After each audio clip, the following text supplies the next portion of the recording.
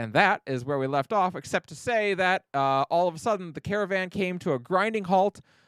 There was some screaming at some point. At first, you didn't think much of it when it ground to a halt, but after the scream, then you thought something of it, and you saw the guard go rushing past. And then an arrow came whizzing through the tarped cover of your wagon. So that's where we left off. And yeah, that's where we'll pick up. So you're sitting in the cart, and an arrow has just whizzed through and then gone out the other side. It missed Rialta by a couple of inches. And yeah, what do you do? I was already I jumping up to follow the guard that ran by. Okay. So say, spring into action, Okay. exit. Cerberus, what do you do? I will exit stage left. Okay. All right, No, Snagglepuss. I will. Yeah, I'll snaggle. Cerberus will leap, laugh internally that you said whizzes. Nice. And yeah, he's ready with sword and shield. And Melody? um I am going to look at Brooks and go, "You got this." And try to give Brooks a bardic inspiration. Oh, nice. Says, I don't think you have to make a roll for that. It just works, right? Yeah. It just works. Congratulations. Do it. Brooks, you are inspired. What is it at this level? D4, I think. D4, I think, until 5th level. Sounds right. Well, On that That's note, an our choice. what? It's been so long. I forget how that works. Do you not want the inspiration? No, you choose when you use it. Okay. Oh yeah. Oh yeah. You choose Yeah, when you it was use whether it. Yeah. it was whether it's just a blanket. Also, I'm thought- wrong. It's a D6 when it Oh, nice. starts. I thought you meant, do I choose whether or not I want to get it? And I'm like, No. well, I guess you could probably No. say no, but It was a do I choose when I yeah. sorry. Yes, you do. And on that note, Rialta is going to reach over and touch Cervarus' shoulder and pop guidance on him. Oh, nice. He hops down. Rialta will hop down as well. And let us switch over to our battle screen for our first counter. Hold up. Let me. I will go ahead and make this apology immediately. This is my first time running combat in Roll20, and I know it can be a little finicky, but hopefully this will go well. Switch over to this screen and bring the players over here. Do you all see the screen? Yes. Do you Hey, all this looks see familiar.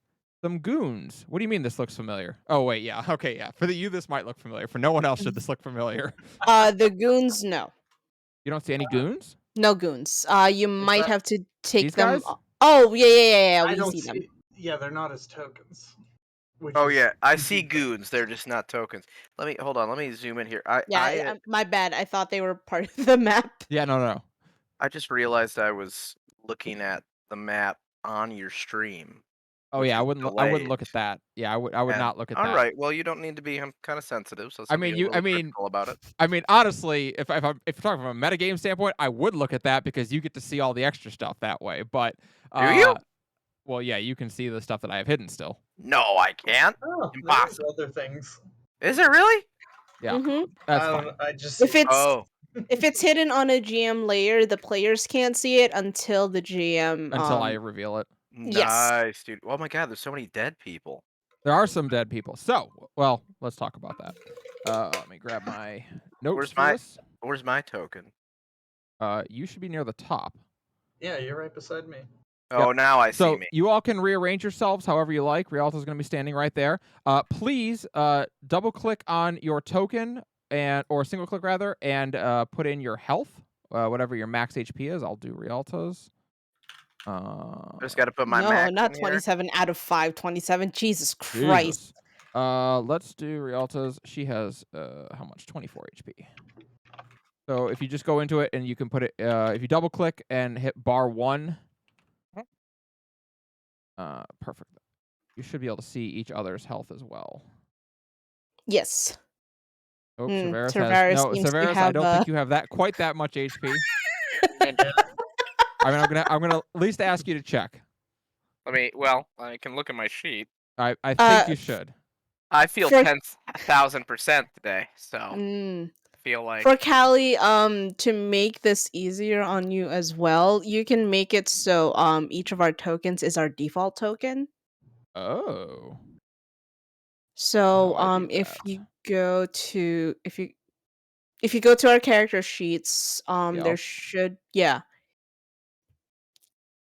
and that should the HP value should change anytime Yeah. we make a change on that. Yeah. Alright, I have it set to represent character, so it should work. how come I don't see anybody else's name on their token? That's bumming me out. You don't? No, yeah, You're- the you name we generally don't see, don't. the HP and its values we do see. Yeah, I see the HP, Yeah. Weird. I thought it which would is show the names too. kind of bugging me because this fighter has so much more HP than me. But that's fine. What do you Okay. mean the fighter? Is that not the fighter? Who is that? Which That's one? our barbarian. I don't think we have a fighter. Oh, the barbarian. Sorry. Fighter wizard. Mm. We do have a fighter. You're right. Fighter wizard. We have. Almost like I get In a my head, I was thinking default Gish. die. All right. Well, the point is someone has 31 HP and I only have 28. That's true. Yes. Yeah, 32 but or you're- 31. I don't remember the I shortcut. guarantee your AC is to higher. So, Initiative. as you hop out of the cart and start looking up towards the front, you do see a lot of bodies laying on the ground. You also see a couple of people in the cart directly in front of you. They are in the process of unloading some supplies out of that cart, and you can see next to the barrels that they are currently working on taking out, there are two more people who are tied up. Their hands are bound right there. Further up, you can see a couple of guards who are laying on the ground. You cannot tell from this distance whether they are dead or just unconscious. And you also see two bandits standing up there, and one of them is currently furiously kicking the other one, who is on the ground in the fetal position. In the distance, you can kind of vaguely hear her go, "You fucking idiot! You said it was unguarded!" as they continue to kick this person. Okay, my I was God. gonna ask, like, you mean like they're kicking another bandit? Yeah, they're What's kicking going another on? bandit, and they don't seem particularly are- pleased. They're Hmm. resolving a workplace dispute. Yes, they are in a Mhm. particularly shit mood right now. They are HR. HR. I gotcha. Okay. No, we're about to be HR because we're going to put this dispute to rest. Oh wow, okay. Forced arbitration. That's right. Damn right. We're So- going to make them sit at a table Why they together come and then on his cut their sword. heads off. Just put him in the get along shirt. Yeah, I'm going to make them get along with my sword. You know what I'm Mhm. saying? Okay. My new shirt is not the get along shirt. You can see on the bandits closest to you, on their arms, they have a symbol of a red hand on clutching a dagger on their arms. To have a symbol of a red everything. Damn. Sorry, they're grilling and the dogs are They're grilling the dogs? No, they are grilling and Oh. the dogs are going nuts because people are Okay. also outside. Oh, All right, well, just want to make sure. that's better. That is better. That I'm glad the dogs are happy and also that they're not being grilled. Mm-hmm. You know what that sounds like to me? The same What? sound that these guys are going to make in about 5 Okay. seconds. All right. So, as you are all watching this, I presume watching this bandit being kicked on the ground, Not watching. the one who's Counting. doing the kicking kind of kneels down, and you see her grab this one by the hair and motion it towards one of the people who's also laying on the ground, and she just kind of like growls out, "What did I say to you?" And you hear the other one cry out, "No killing." And she nods. "Right, because when we steal things, we are a nuisance. And when we kill people, we are a problem. And what do they do to problems?" And the guy yells out, "Solve them!" And she nods. "I'm so glad we're on the same page." And then she cuts his throat. Oh. He goes wide-eyed and starts choking out, and he bleeds out. Well then. Well, you can call me the math professor because I'm about to solve this problem myself. Okay. All right. Yeah. Let's go. Also, nice Far Cry reference. Thank you. No, to Callie. I know it didn't make any sense. Well, I've never played Far Cry, so I don't know what you're referring to. But you're thank you. There's a math professor in Far Cry that slits people's throats. No, And I there's a believe there's he's a a there's a dinosaur. villain. There's a couple of villains who refer to who did exactly what that person just did. Ah, Except gotcha. except for huh? Was that in 3? That was in New Dawn. I also The have the not the played any expansion Far Cry. to Far Cry 5. Yeah, So- I have yeah. As she turns to look at the two other people and yell at them to hurry along and get the shit off there, she spots you, or Caldana specifically she spots, and Rialta. And she kind of glances around and quickly takes stock of Brux and Varys and Melody. And you see her go, all right, drop your weapons, put them down. We're going to take your things and we're going to go. Exact opposite. Unlimber mine. Yeah. Draw same. axe. You How see about her. not? So she's wearing studded leather armor and has a cloak over her head. There is a brown leather wrap over the front of her face, hiding most of it. And but you can see as her shoulders kind of deflate as she lets out a sigh and then looks to the other bandits and calls out, knock them out, no kills. We get their stuff, we go, we figure out what the hell we're going to do next. She human or what She is, she looks humanoid. It's hard to tell. Most of her body's covered. Well, I know she's not a squid. You know, I mean, that's like, what does she What do you mean? have She's humanoid. she have like horns or You don't see any horns or anything sticking out. She got big dragon teeth, like a big doesn't. dragon nose. I mean, her Okay. mouth is covered. She doesn't have a snout. Nope. She thick? No, I would say she's pretty lithe. Okay. Cerberus has lost interest. Okay, fair enough. Is she thick? No. Get that And shit like outta that, here. you've lost me.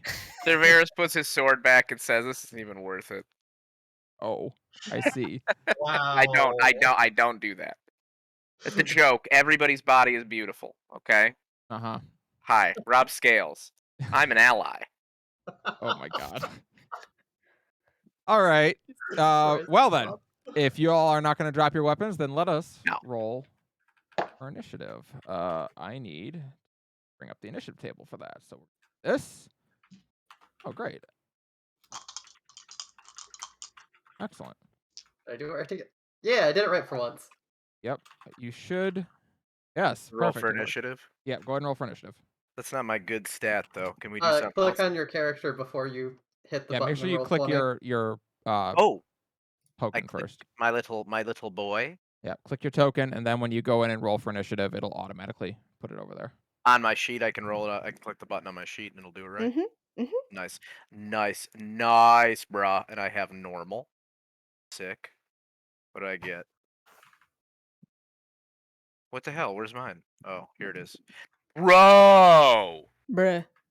Bruh. Wait, it didn't do mine right. I got 9. Did you click on your token? Yeah. No, it's supposed to. Oh, okay, there we go. Well, it's better than the previous one. Yeah. Yeah. Otherwise, no, you can not- just enter it manually. Not a lot better. No. No, because I have initiative or advantage rather. Hey, Callie, Yes. can I ask Oh, for you a have to click recount? advantage on your thing. A recount? Yeah, I don't. My number is too low. I did. No, you cannot ask for a recount. That's Okay. why I was confused. Do you And think then you could? Rialta. Would it be possible for you to find me 16,000 more initiative if I asked real nice? Seems unlikely. Okay, well, great. By the way, Lloyd, in regards to you introducing yourself as an ally, Lloyd said that's the whitest thing I've heard all day. First All right. off, since people probably want to hear, as a cishet white male, let me give you my opinion. Okay.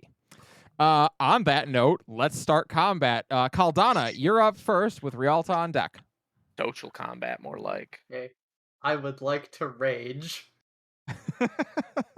Oh, that old chestnut. All right, you enter into a rage. As you do, the phoenix flying across your body alights to the center of your forehead and starts to burn, but not the way it did in the inn room. The way it does now, it doesn't so much in the inn room. That pain that it gave when it went on fire was debilitating. Here, it just pisses you off. I really want to know what Tilly Hart's counter is So, for, because I feel like yeah, I'm a little concerned, but not that anyone can see Caldana's face, but it just goes emotionless. There is nothing but cold calculation there. I will say And that the bandit closest to you is intimidated by that. 2, 3. Yeah, she's just gonna smack at this one.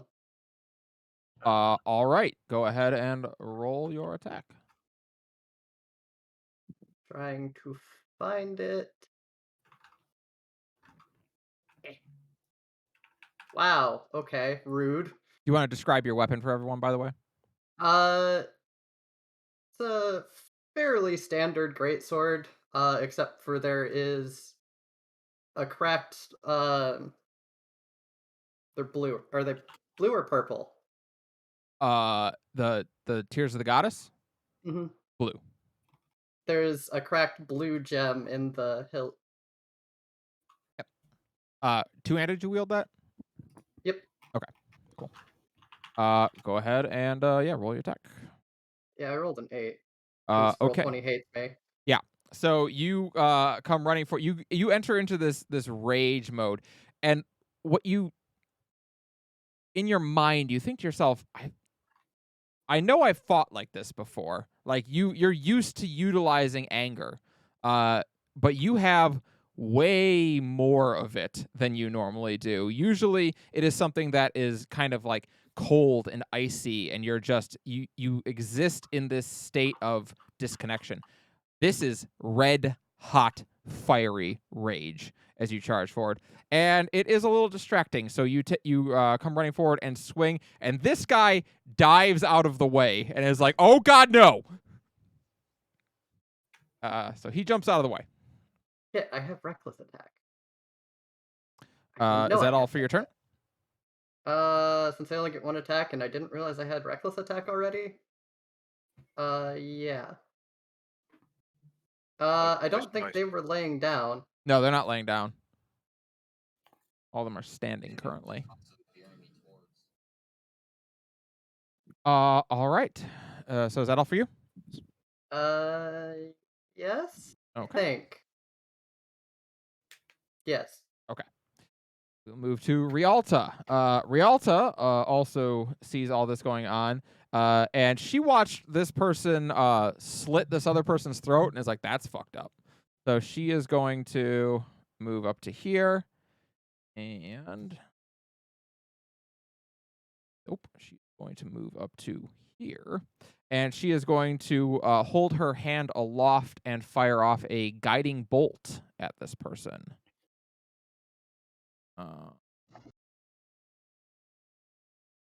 Delta spells, guiding bolt. Rialta have any strings attached to her? Strings? Yeah, like is she moving jerkily like a puppet? No, she seems to be moving pretty normally. Like if she's controlled by the threads of fate? Yeah, no, I would say she is moving as though controlled by someone who doesn't know how to play a Circle of the Stars druid. Oh, interesting. All right, so she is going to launch off this guiding bolt. They have to make a ranged spell attack. I don't know why it doesn't just make me a ranged spell attack, but fair enough. Wow, that is a nat 1. Okay. Ooh. So she is going to fire off this guiding bolt, which comes out as a brilliant sea of stars that emerges out of her hand and launches across the field. And even she looks surprised at this. She has cast guiding bolt before, and it did not look like this when she did. But apparently her connection to Selena has offered her something a little bit differently, but it unfortunately goes wide as she was caught a little bit off guard by it. As her bonus action, she is going to shift into her raven form. And so you watch as those same stars then coat back across her body, and her entire body takes the shape of like this void. And all that remains are a series of stars, and they form into the shape of a raven. Ooh. Neat. By the way, as that happens, not only does she become in the shape of like this humanoid bird, but her raven tattoo detaches from her skin and it starts to flutter around her like a familiar. It's not good. Put that back. Ooh. Put it back. What's that? What's going on there? Melody, you are up with the bandit captain on deck. Why are we? I mean, something detached from her skin. That's not good. All right. So first of all, she is going to actually look at who the fuck is closest to me actually. I think Sorry. this person right here would be. No. Okay, so hold on. Let me just double check that this is thing. Okay.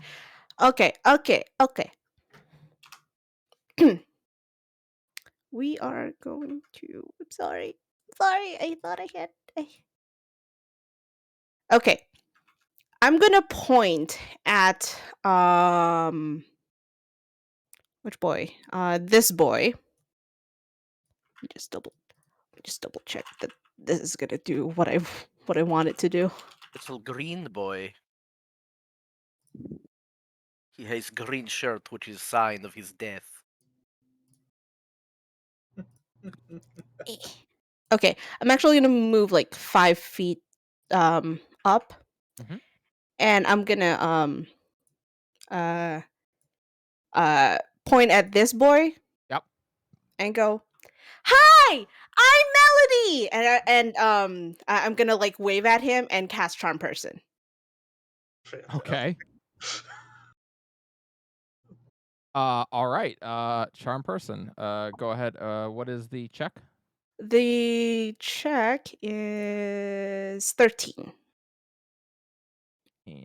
What stat? Charisma? Wisdom saving throw. Wisdom. Yes.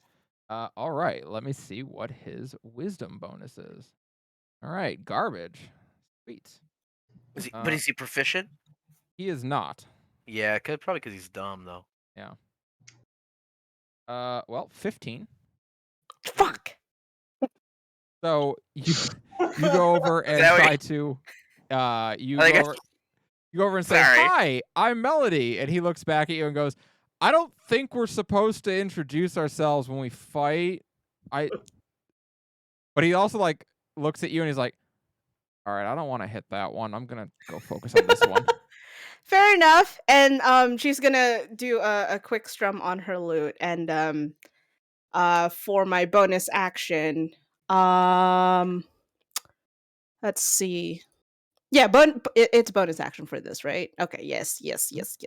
Okay. She is going to take out her lute and strum really quick and go very uncharacteristically. Go. Give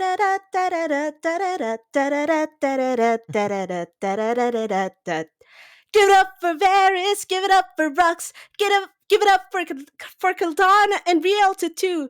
You're all free to gawk, cause you're about to lose. You're out of chances, and boy, I got you some news. We'll rock your socks off, you villains. Get ready to fall. And give bardic inspiration to Sir Varys. And that's it for my turn. All right. I think love have it. double. I feel like I got double inspiration from that.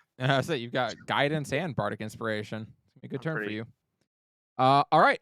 That is Melody's turn. The bandit captain is up with Sir Varys on deck.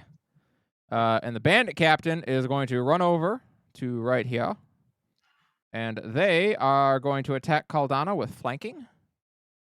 That's still a thing in 5e? So for my campaign, I do flanking as a +2 bonus. So you get +2 to your Cool. rolls while flanking. Good to know. Yes. All right. They are going to make an attack. They are going to make their first attack. Oh no. That is a 15 to hit. Yep. Okay. Cool. I get to keep my rage. You do get to keep your rage. That's true. That will be 5 damage. Then they are going to make a second attack with their daggers. Cheating. Which way you want me to round that for my resistance? Oh yeah, you're raging. So you would round. It always rounds down. So 2 damage. Second one is going to be a 23 to hit, 24 to hit. Definitely hits. D4 though. 6 damage, so 3 damage to you. Oops, that's not the right number. That's the right number. And it's not updating in the...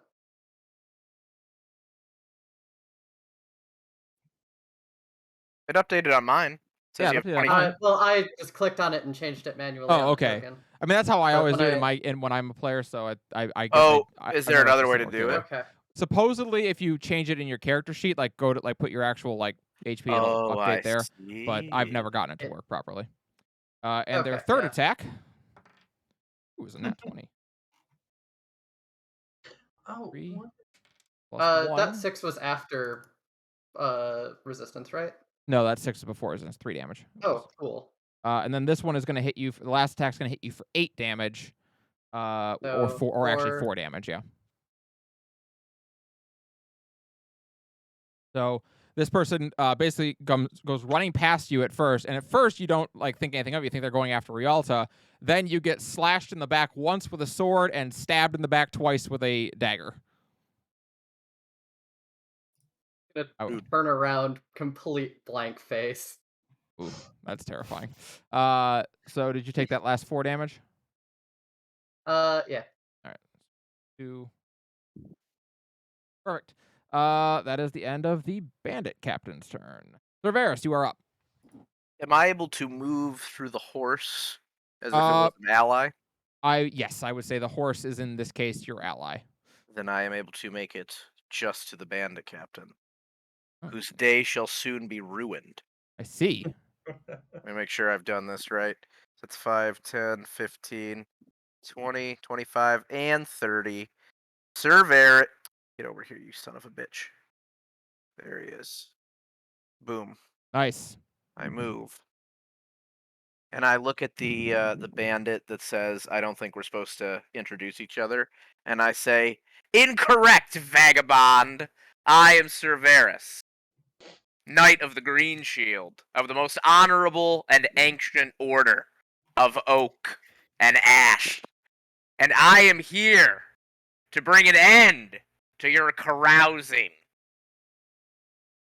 All right. And then I'm gonna take my cool sword, and I'm a beat this lady with the sharp part of it.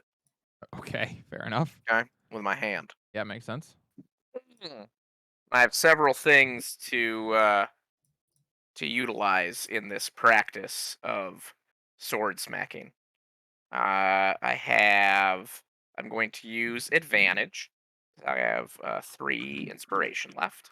Okay. So I'm going to inspo, and I guess I just add the d6 after, right? Just roll a d6 after I do it. Yes, correct. All right. So let's see. Longsword. I can captain. Let me. Or was I think that might have rolled damage. Oh no, it rolled the attack. Nope. I have gotten an 18. That will hit. You damn right it will. Okay. I will bring my sword down like a hammer of justice, a very sharp hammer that is a sword. Okay. And I shall. I guess I technically probably got more but I was going to use my bardic inspiration. I just didn't roll it. So it was above 18, but that'll hit anyway. All right. Go ahead and roll your damage. And 1d8 plus slashing. That's not That right. rolled your attack again. That rolled my attack again. Unless you would like to say that I you have got. to click where it says. Yeah. You have to click where it says the 2d6 plus 3 slashing.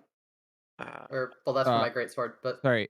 So on the actual chat where your numbers popped up, click longsword one-handed +5, and that should roll your damage On the actual chat where it rolled up. Oh, okay. like that. I will. Yeah. Yeah. There you go. All right, There it 7 is. damage. oh, You just click 7. that. Well, there we go. I rolled garbage then. Because I get You rolled a plus 2. 5. I rolled Yeah, a 2. rolled a 2. Like a hoe. All right. Yeah. So you bring you come running down here and literally jump over the seat where the driver normally would be. You hop over that and lunge your sword forward as you introduce yourself, and that sword goes through and cuts along their studded leather armor, piercing it just enough to deal some damage there on the side. And they look displeased with you, I think is the word I would use. I do not notice this displeasure, for I am unable to see the displeasure of evil. I see. All right. It is It actually is. a terrible damage to my eyes. Is that the end of your turn? Is it a full action to make an intimidation roll? I don't know. Good question. I would say, how do you want to intimidate them? Well, after I slash them, I'm going to raise my sword in the air. Did I get blood? Did I blood my sword? You did, just a little bit. I take the blooded end of my sword and thrust it into the air while pushing out my shield, showing the green paint that marks me, and I say, "Kneel and yield, enemies of I say, kneel and yield, enemies of goodness and justice, and we may yet let you keep your necks. But should you continue in this manner, you will have only the dead to call your friends." Wow. And All right. I would like to say that I know that was like pretty like serious and understated, so I would say I ham it up. I don't Okay. recognize that I ham it up though. Go ahead and make an intimidate check. I'm going to use my guidance for an additional right. D4 All right. on that. See what he gets here. Give it the old Varus special. Bonus. I've got the intimidate, and gotta make sure I turn off advantage. Hold on. And then I gotta add a D4 to it. So intimidate. Your DC to make is 16. And where is 19. I got a 19 before I even added the bonus in. So I use my guidance, but I won't bother rolling it. Nice. No Very reason nice. to. All right. So you she watches this person come flying out of nowhere, leap over part of the cart, and then thrust forward, and it kind of catches her in the side, and she staggers back. She's going to take a -2 penalty to rolls for the time being while she deals with that. And she kind of glares over at you and nods fine, and she reaches up and snaps her fingers. In an instant, a series of crossbow bolts come hurling out of the forest. And some of you think to yourself, oh yeah, none of these guys are holding a bow and arrow, and someone definitely shot an arrow. I do not think that. Yeah. Varus he does not think that. Okay. He thinks only hit forward. All right, well, 2 of these are going to be shot at Cerberus, 1 of them at Rialta, and 1 of them at Caldana. A little bit rude. Yes. Let's do I Rialta's think I got first. on the wrong side of the cart. Rialta. They're plus to this. I think it's garbage, if I recall.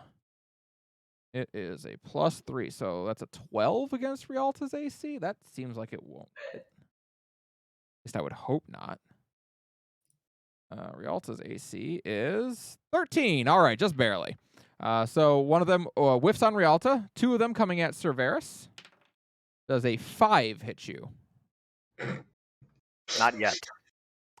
Hey. What if I said it was a 6? Well, do you have let's see, am I suffering any penalties? No. No. Almost, but no. That does not work this All right, time. well then they missed. The second one will try to hit you. It bounces off my chest plate valiantly, Yes. and I laugh. While you're posing. Does a Yes. 15 hit your AC? It does not. Oh. I okay. raise my shield and So yes. and knock the bolt away flippantly and waggle my codpiece as I do. Oh my gosh. All right, and one will Oh. shoot at Caldana. Does a 18 hit your AC? Unfortunately. Bummer. That will be a plus, that's 7 damage, so 3 to you because you're raging. Oh, God damn it. Right, I have to put it on the token. And now it is the bandit's turn. That bandit's dead, so we won't worry about that one. This bandit is going to come running over here and look at Melody and go, no. And he's going to try and stab Brooks instead. Bring it. Messed up, dude. No. Does a dirty 20 hit your AC? Yes, it does. All right.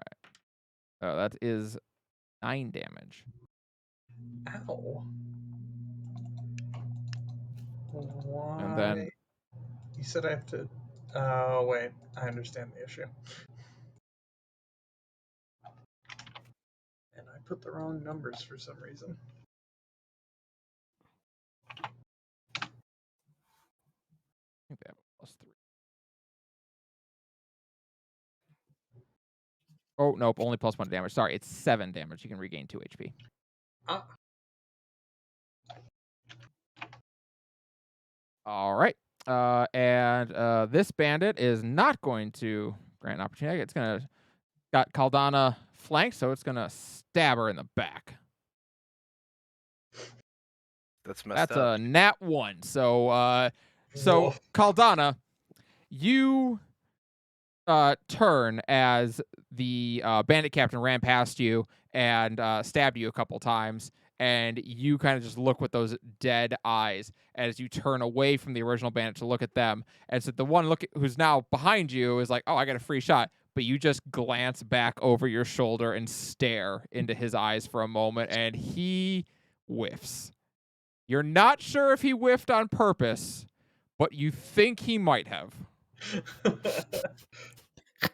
Make my day. Yeah. Brooks, you Fake are up sick with boy. Caldana on deck. All right, so this guy's just run over and whacked me, and I was feeling a bit lurgy from that big breakfast, but no more. I'm quite righteously pissed off. Hell So yeah. we're going to swing this big fuck off axe, and I'm going to use that inspiration. Wow, that was garbage. That's a 7 total. Wait, the bardic inspiration? I'm sorry, that's a 12 total. Oh, that might Forgot hit to though. add my actual attack bonus. You know what? 12 meets, so that hits. Okay. Go ahead and roll damage. That is 12. Wait, you use the bardic inspiration, right? Yeah. To do that? rolled- Okay. For the attack roll? Yeah. Hold on. That's a 4 damage. 4? Yeah. All right. You're hitting with the big fuck off great axe, right? Yeah. All right.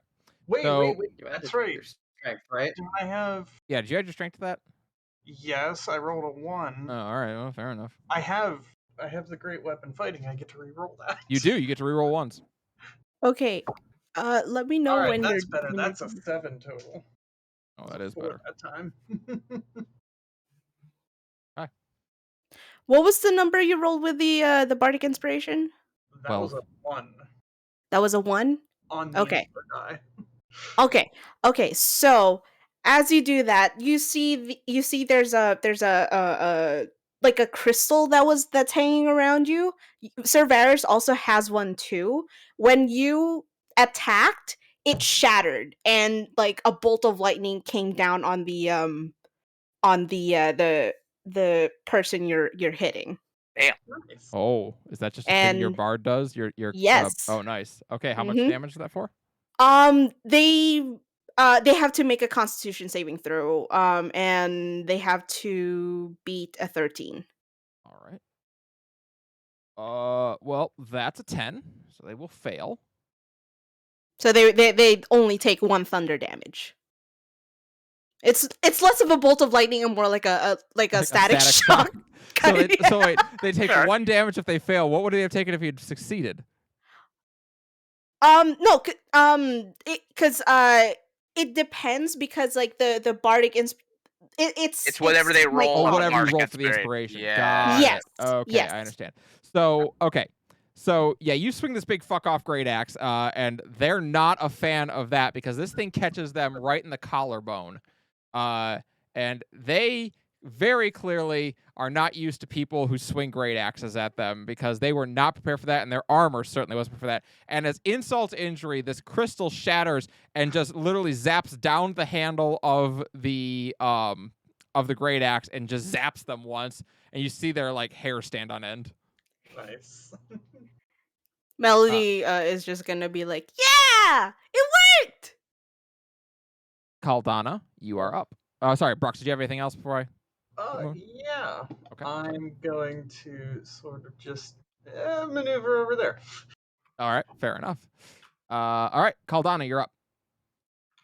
I'm gonna swing at this bitch that stabbed me. Hell yeah. Swing away. Tell me how it's done. Okay, so that's a 19 on the die, so I assume that hits. Yes, I would say so. And then okay, so I get 2d6 damage from greatsword. Yep. Plus your strength. 2d6 plus 3. So that is 10 damage from the greatsword, and then I also have but it's here somewhere. Give me a second. I want to send this to the chat.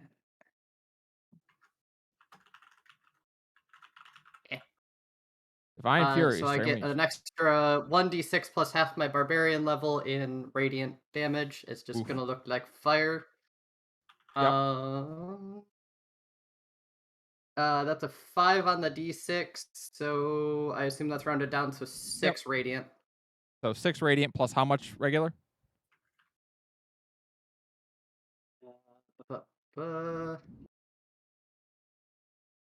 I rerolled one of the d6s for that d6. Did I say 10? I think it was 10 9. sounds You right. said. Or 10. No, it was 10. You're right.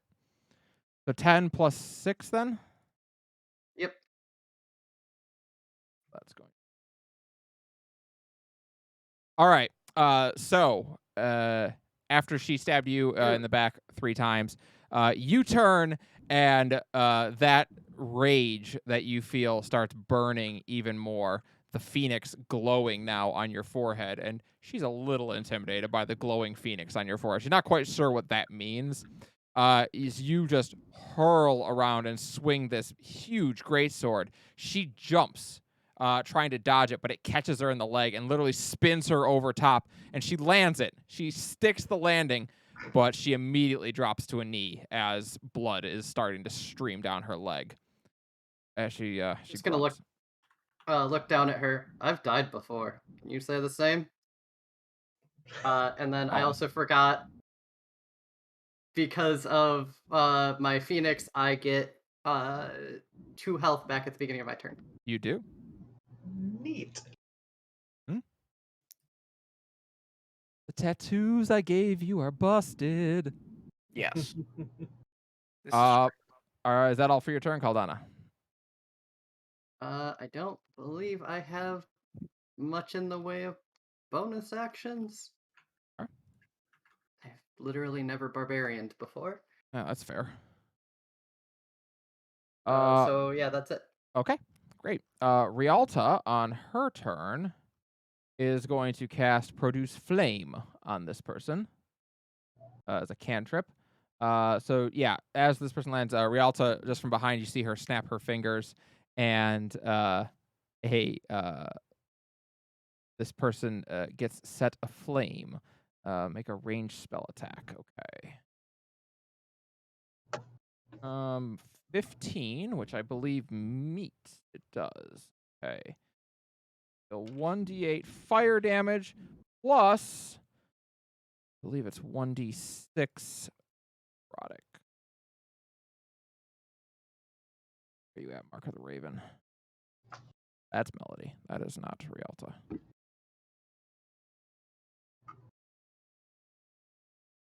No, 1d8. Oh my. All right, 4, 6. So, that's going to be another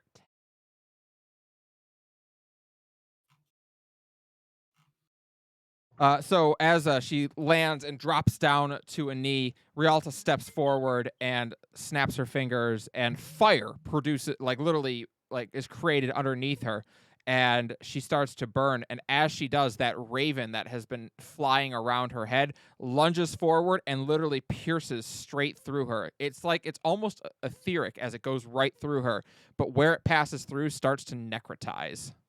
Ooh. Shit. And she's not a fan of that, by the way. She screams, kind of in terror and kind of in pain. I mean, who would be a fan of that? Yeah, that's fair. Melody, you are up. Okay. So, I'm going to point at this boy. Wait, actually, let me just double check. Yes, okay. And shout drop as I cast command. Wisdom saving throw. Okay. All right. 9. Okay. So, whatever he's holding, it's going to drop and yeah. So he hears your command, and again, he kind of likes you because he's like, "Ah, I don't want to fight. I don't want to rob that person." Drop it! And as you say, drop it. Yeah, he is compelled, and you watch as his hands immediately just go limp, and his dagger, or no, sword, his short sword, falls out of his hands, and Oh. also his legs go out from underneath him, and he drops to the ground prone. And Melody's gonna call out, "Thank you!" And He appreciates the courtesy. and yeah, that's it for me.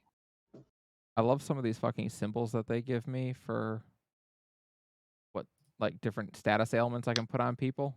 Right? What is this supposed to be? Pretty This great. one just says back pain. Well, You know, for when you get to middle age and you experience Yeah. back pain. Well, then there's 1 over where it's literally a symbol of a guy with 3 arrows in his back, which I would think would be back pain. That one's just arrowed. That one's spinal injury. Arrowed? Arrowed. Is that That's All right. that's That's what we're gonna use shit, for what is it? he's Teen down. Girl I think that's Squad. the technical term. Yeah. Is that all for your turn, Melody? Yes. All right. It is the bandit captain's turn. Cerberus, you are on deck. Bandit Man. captain is not happy about anything that has happened so far, and she is going to swing at Caldana. That is an 11. No. Okay. Swing again. That is an 11. Also no. Damn it. And that is a 5. I think I spooked her a little bit.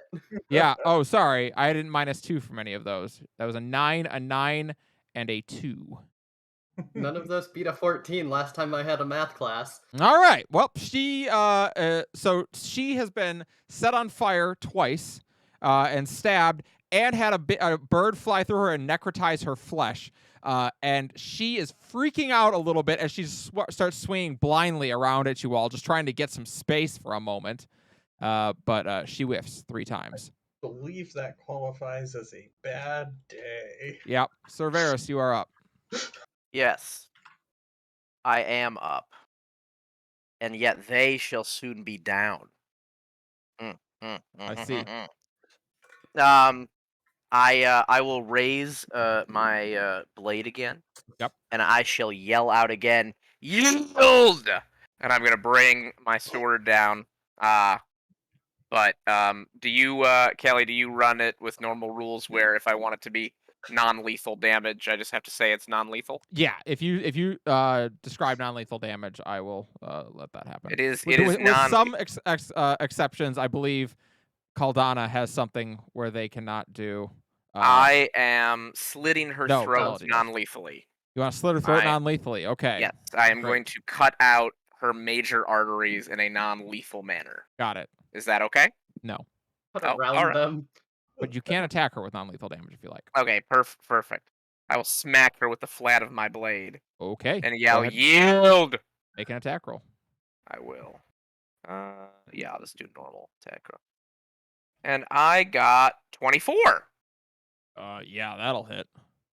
Great. Go ahead And make your I damage. will roll. I got 6 slashing Alright. damage. That means I rolled a 1. Sure does.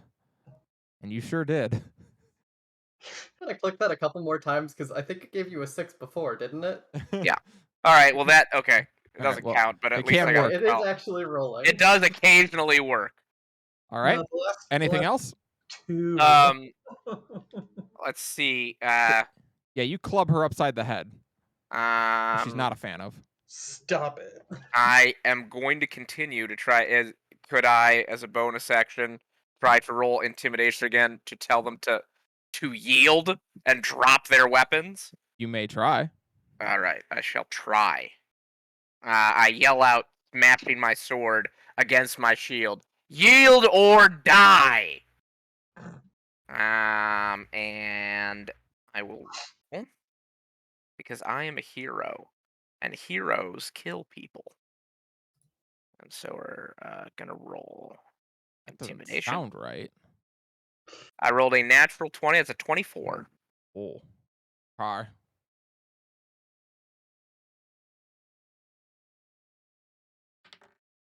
Wow. All right. All right. Okay, cool. I know what I'm going to do.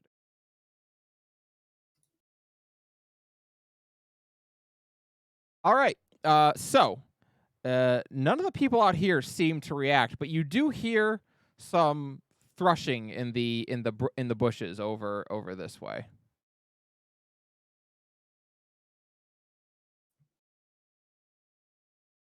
And is that all for your turn? Yeah, I don't really need to move, and I don't want to disengage, so I will be there. It is the bandit archer's turn, and only 3 arrows come flying out of the brush this time. You notice one of them seems to have fucked off. Sir Derek, Sir Derek? Who the fuck is Sir Derek? Okay, Sir Derek put his nuts on the table. Okay. Big fat nuts, dude. Got a couple of cocoa nuts on the table. You know what I'm saying? We're gonna have each of them attack. You know what? No, all 3 of them are gonna attack Cerberus. Rude. Does a 14 hit your AC? They sure damn doesn't. Does an 18 hit your AC? That depends on whether I want to let it. And yes, that will Okay. hit. That will be 7 damage. 7 like the number? Yeah, 7 like the number. I don't like that at all. Could we do Seems a redo reasonable. on that? Can you re-roll that one? How about a hand recount? Yeah. All right. I think there's a lot I'm of gonna go out there hanging and smack chad. you in just a moment.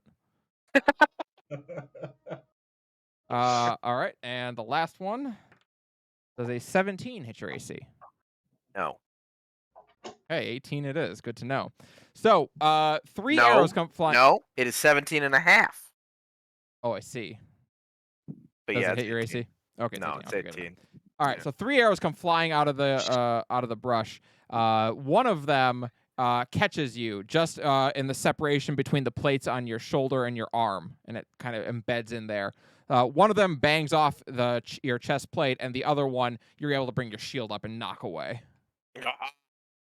Try again, vagabonds. I am not so easily cowed.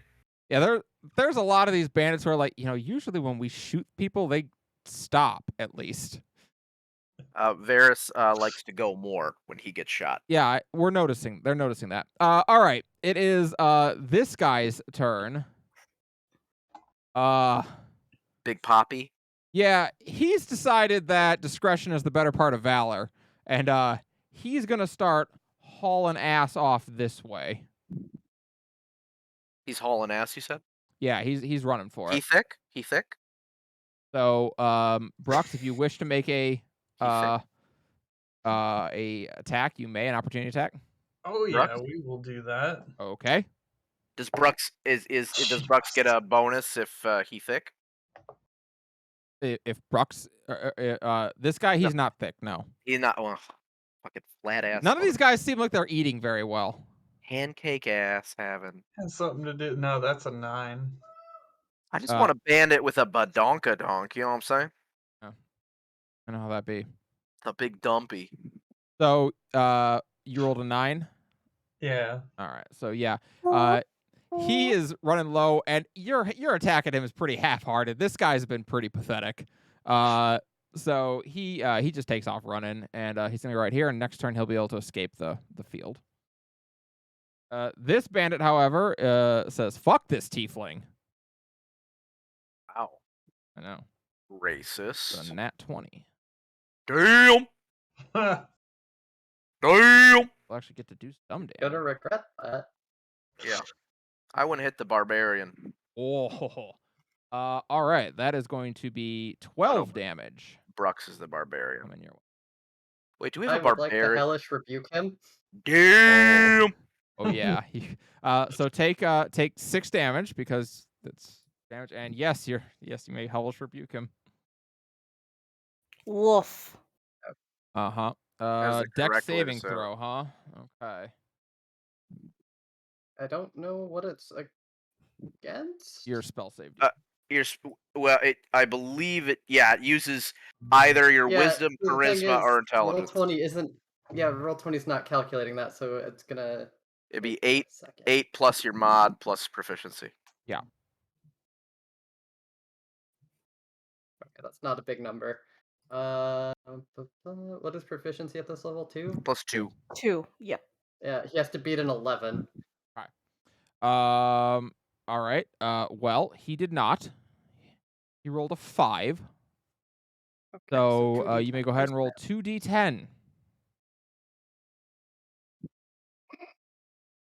Oof. 20.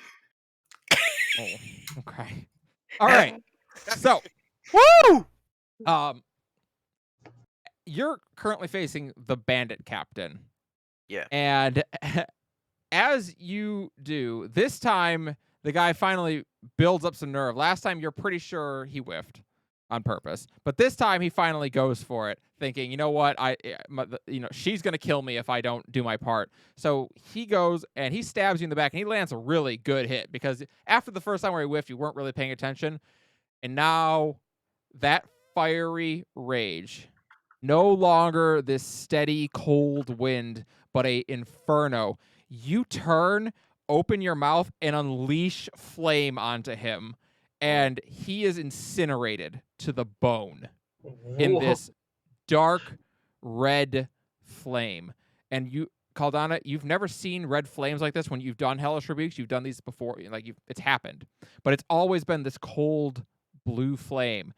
But now it looks just like the fire of the Red Lady, and it incinerates him to the bone. Cerberus makes a note. Personal note for Cerberus. Yeah, he's dead. That shit seems evil as hell to Cerberus. Cerberus says, not trying to be that guy, but that's worrying. Yeah, he's super dead. Don't want to judge everybody, by a broad brush, but shooting fire out of your mouth. Yeah, typically heroes don't do that in the stories. Devil fire. Never heard that in any of the knightly tales. No. Devil fire come out your nose, kill somebody. That ain't no story. Well, that's the end of his turn. So, yeah, Brux, you're up. Okay, we're gonna try a thing. While still standing here and basically covering Melody, ensuring that this guy's actually leaving and not a feint, I will turn and mutter an incantation at Captain. Okay. Cast Mind Sliver. Oof. Ow. Oh. All right, Has cool. So to we were all make- fighting normal, and then you caused an aneurysm to kill somebody. So that's Not yet. totally a chill Has way to to do make- things. Has to make an intelligence saving throw. That's a bad save. It's a Int bad save. Okay. It's a bad save for this moron. They got a +2 to int, so at least there's that. How about an 8? That is not enough. No, I wouldn't think so. All right. What does it do? So that does a 1d6 psychic damage, which is a 2. And then until the end of my next turn, they subtract 1d4 from the next saving throw. All right, 1d4 from the next saving throw. So how much damage? 2, you said? 2. All right. So you mutter. You can kind of see her across the way. She's focused right now on Caldana, but also kind of keeping a wary eye over towards Cerberus. And as your incantation ends, you see she looks like she has a migraine all of a sudden as she kind of like cringes and like wrenches her head to the side, and you can tell it's definitely affecting her. Cerberus makes a note. Is that all for you, Brooks? Yeah, that's all I got right now. Caldana, you are up, you murderous psychopath. That's what I'm gonna do, Callie. Attack the bandit captain. That's what I would do. I'm gonna do a murder. Oh, okay. No, Varus is the only one does calling for non-lethal. Cerberus wanted Cerberus say, repent! And then brain aneurysm, Alright, that's a hellfire. 21 day. 21 hits, yeah. Jesus. I also just realized I've been forgetting to add my rage bonus damage this entire time, so that's neat. Aces. As you do. Don't you get like a flat +2? Is that how that works? Yes. Nice. Okay, so that is 13 plus 2 rage damage is 15. And then I have a d6 of radiant to do, which is a 4. So 20. I can see the regret in Callie's face right It's Callie just going like, oh boy. You know what? I can make my other encounter way harder. We're fine. That lady Mhm. just got done turned into sausages. Yeah, so you she is wide-eyed as she watched you just turn and unleash hellfire upon her other bandit that she theoretically has working for her. And you turn then and just you crash into her with the side of your greatsword. It buries into her arm, and she drops her sword and drops to her knees. Nice.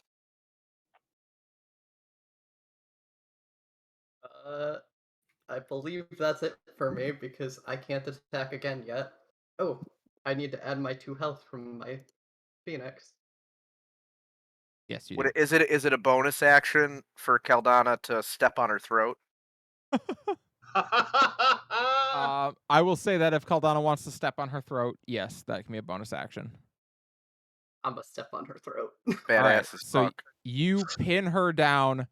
You walk over. What kind of shoes do you wear? Cleats.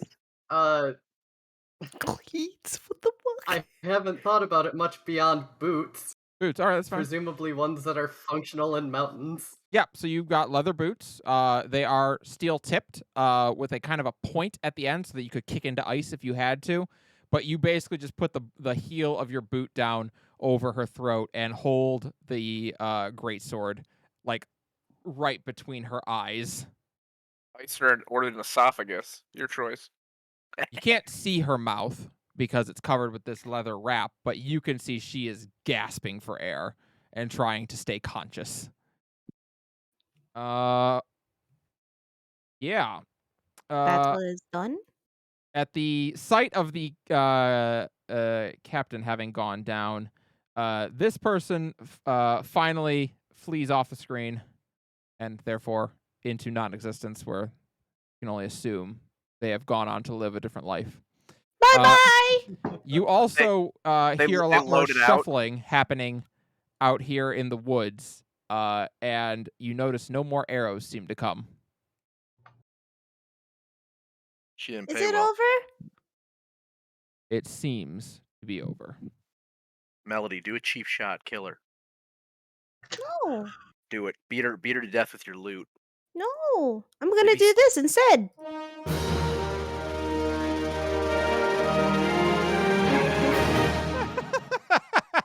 Actually, someone might want to stop Keldana because it looks like very habitually that sword's going up. Varys will step forward and raise his shield, though not aggressively, sort of towards Keldana's sword, and say, "Whole warrior, she is down. She is beaten. She is broken." She's a threat.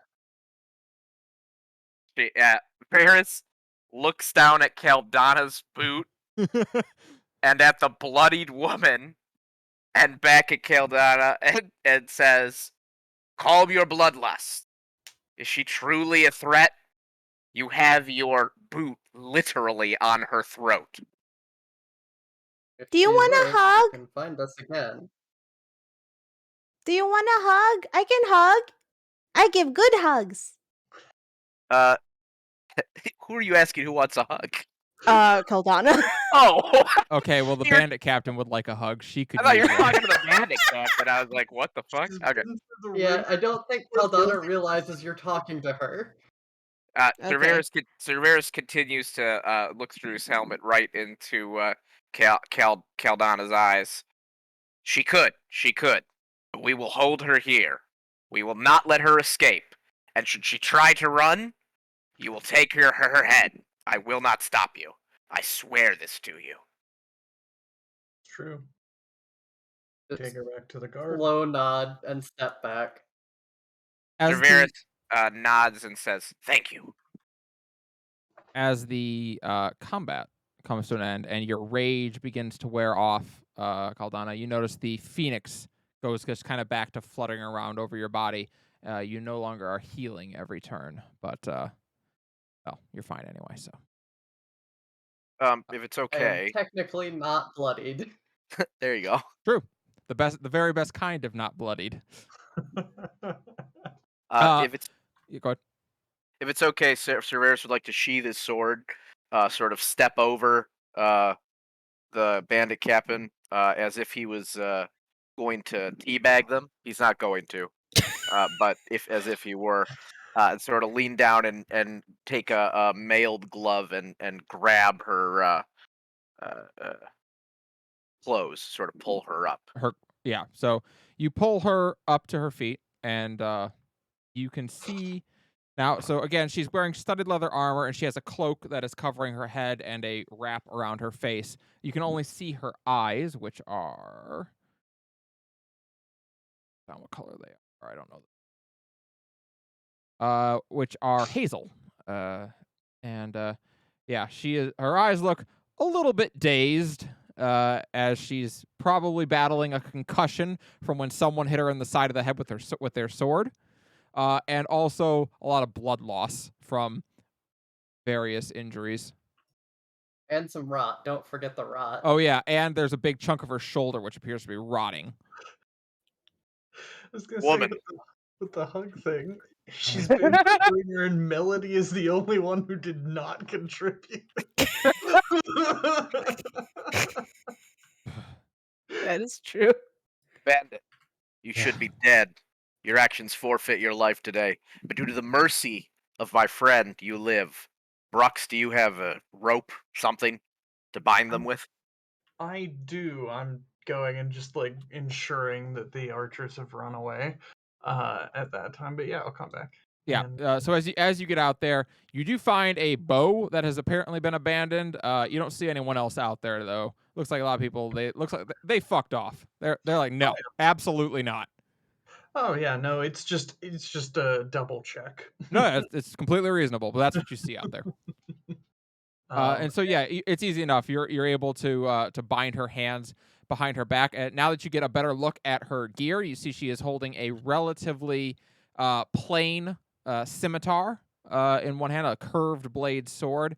Her dagger, on the other hand, looks to be quite nice. It is a metal dagger with a ruby beset in the pommel. I'm gonna pull both of them off her and hand them to Caldana. Yeah, she was holding those. Yeah. I draw them out and hand both of the weapons to Caldana. I'll just take them. Great sword still in one hand if she tries something. Right. She, this woman, you get the sense that she's probably been held in some pretty tight spots before, and has made her grand escape.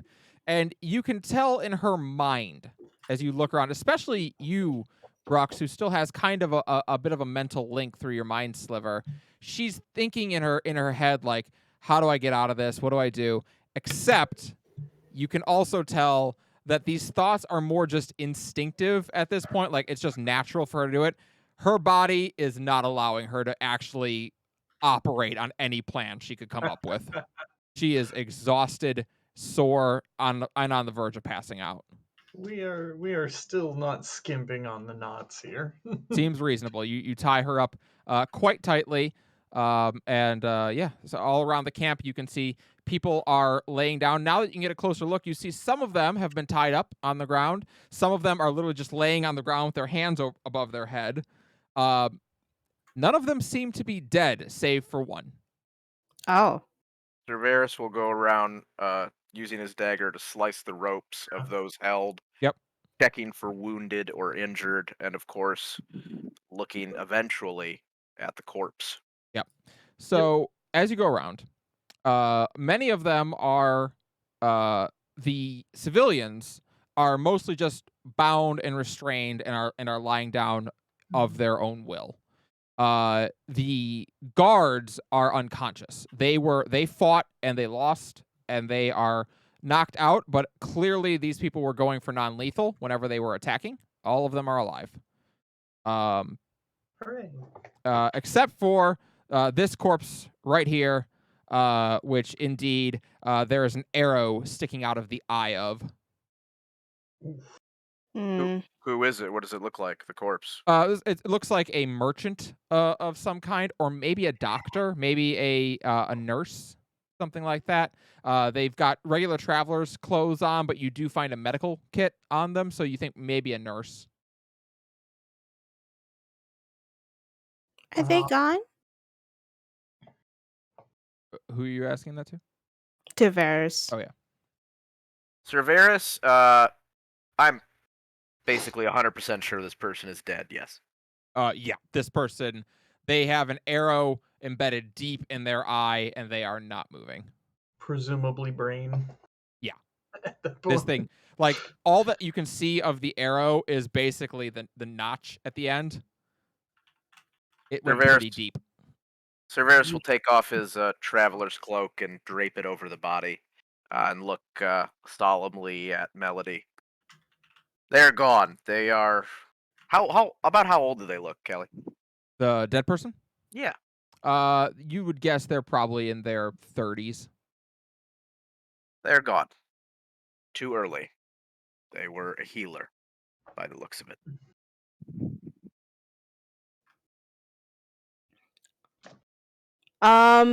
Melody's gonna kneel down, and take the arrow out of their eye.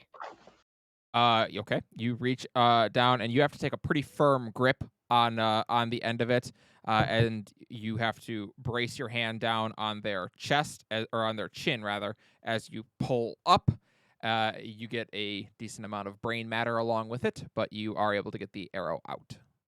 And I am going to close their eyes. Eyelids. Yeah, the other one has basically been torn through and it's gone, but you can close their other eye. Okay. And I'm going to put I'm gonna take both of their hands and put them over their chest. As you do that, one of the guards that you've been traveling with, who's been awakened by Brooks, makes their way down and frowns. What a waste. Did you know them? Just by name. They were healer in Mina's reach. What was their name? Mela. Mela. Do you know if Mela had any family? Thankfully, no. In this case, I don't. Oh. She couldn't bear child, so she became a nurse instead. And Melody's gonna look down and kind of like stroke their forehead and go, "Sleep well, Mela. You can Guard. rest now." Guard gives her an appreciative look for her treatment of the dead, as does he to you, Cerberus. And then he signals over for a couple of the other guards who are being awakened to dig a grave quickly so that the body can be buried properly.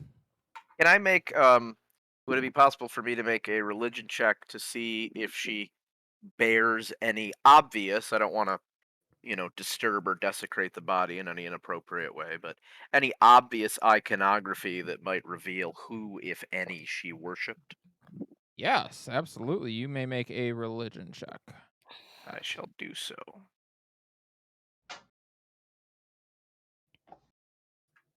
Okay. I got a 5. All right. So I won't grant you any questions, but as you look this person over, you do see a symbol which was of a deity that existed when your people were here fighting Scala when they first came. Not when they first came. It was later on that this person came. This is the symbol of the goddess of fire, Kana. Do I know?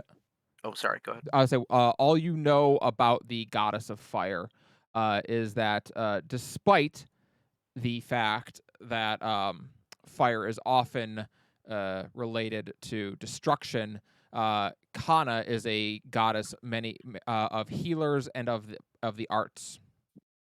So she's very much about creation. Tell me if I would need a different check for this, or if there's anything I can just know off the top of my head, being proficient in religion. Do I know any very basic funerary rites of Kana? Does she burn her dead? Do they like them to be buried, or anything like that? Do they all have to face west? Yeah. I don't know.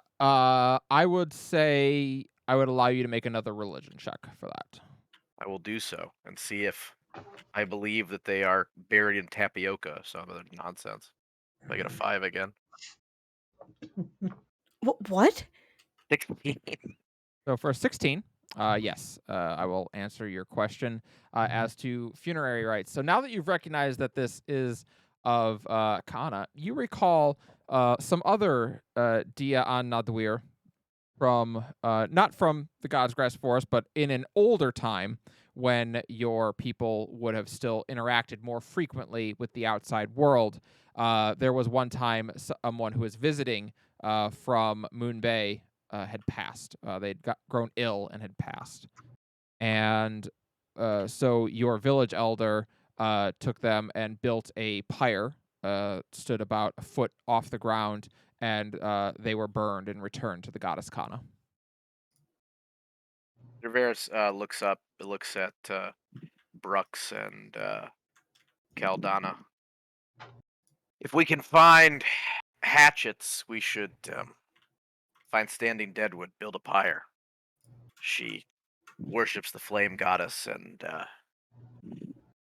their dead should be burned, not buried. The guard who was there with you nods quickly. Oh, yes, I suppose she was. Very well, and he signals for some of his guys to go and fetch any dead wood they can find. Thank you. I'll help with that. Okay. Yeah, it's easy enough. I mean, you're right next to Mina's Grove, not the city, the actual grove the city was named for. It's a large collection of coniferous pine trees just to the north of the Kartok Mountains, and it runs basically along the line from Mina's Reach up this road all the way to Mina's Grove, the city. And yeah, you're able to get a small collection of dead wood or fallen lumber, and it's not a pyre that's gonna blow anyone's mind or anything, but for the purposes of a makeshift proper funeral for a follower of Kana, this will do fine. Rialta, could you conjure the flames? And Ignite these. Rialta does. She makes her way over and bows her head, mentioning that the prophet Kana is well liked among her people, and she conjures up flame, and the pyre begins to burn as her body is consumed in it. Cerberus watches silently. He does not know any of the prayers of Kana, and he is a piss poor priest, but he will bow his head somberly as the flames crackle. Melody, Yeah. make a perception check for me. Oh. Boop.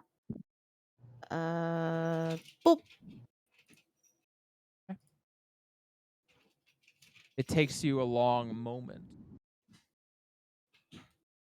but you start to hear something. You hear a lovely voice, beautiful, comforting, and it's humming a song. As you look around, you can tell only you are hearing it right now. Can I follow along?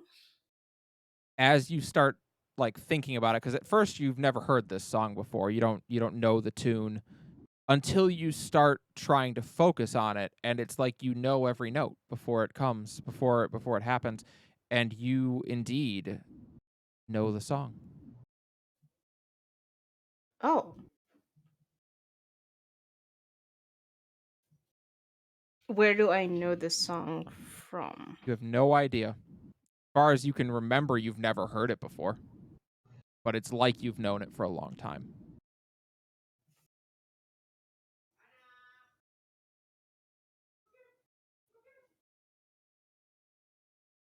Melody is just going to continue uh singing the song. You sing along with it? Growing with, yeah, and the more she sings it, the more confident she grows into it. All right. It takes you start singing through it, and it isn't long before some of the others who are traveling along the way, some of the other civilians who are making this trip, join in the song. Some of them seem to know it, the tale or the song that you're singing. Not all of them. None of the guards seem to, but some of the people who are traveling do. And they give you kind of an appreciative look as you finish. And one of them smiles and says, "It is unusual for a dragonborn to know a song of Kana." Oh, it um it sort of came to me, I guess. Hmm. Well, it is a hymn, one that Kana's followers, well, it is meant to bring us comfort in dark times.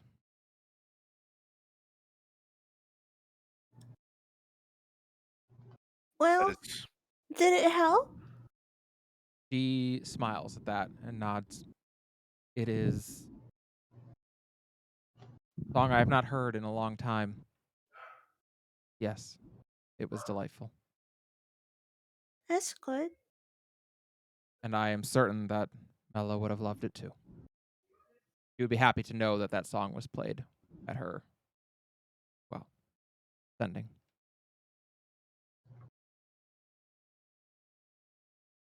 She'll be in a better place. We can only hope. yes, indeed. The bandit is taken, and is the guard glances to you, Brooks, and says, "What do you want us to? As far as the bandit goes, if you like, we can keep her in our wagon, or we could put her in yours if you want to watch her."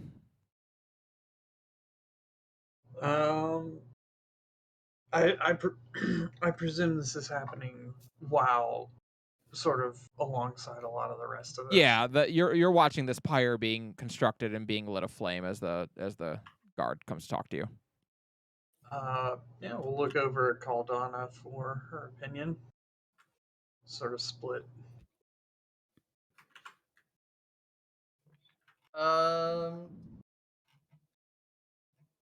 Doesn't really matter to me. We'll keep a watch on her. Very well. Yeah, if you're able to get her back to Mina's Grove after you're done here, well, he kind of glanced at her. Pretty sure she's worth some money. What do you mean by that? Bounty. Yeah, the guard kind of walks over and yanks down the wrap that was covering the lower part of her face, where he nods. Yeah, she's wanted. Oh, like because she did bad things. The Quite. woman rolls her eyes. You did Something bad like things. that. Start dragging her off. So yeah, it's easy enough. You take her back to your cart and sit her down, pull the cloak down off her head. She document. Is a robot? Yeah, she's a human. She is of rather average height for a human, about 5'6", very lithe. Hey, Uh, I'm sorry. That's average for a human. That is average for a human in 5'6". this world. Yeah. In what world? In this in Terracin, yeah. Okay. Well, sounds a little sus to me, but I'm whatever. Short kings unite. I don't have time for any of this.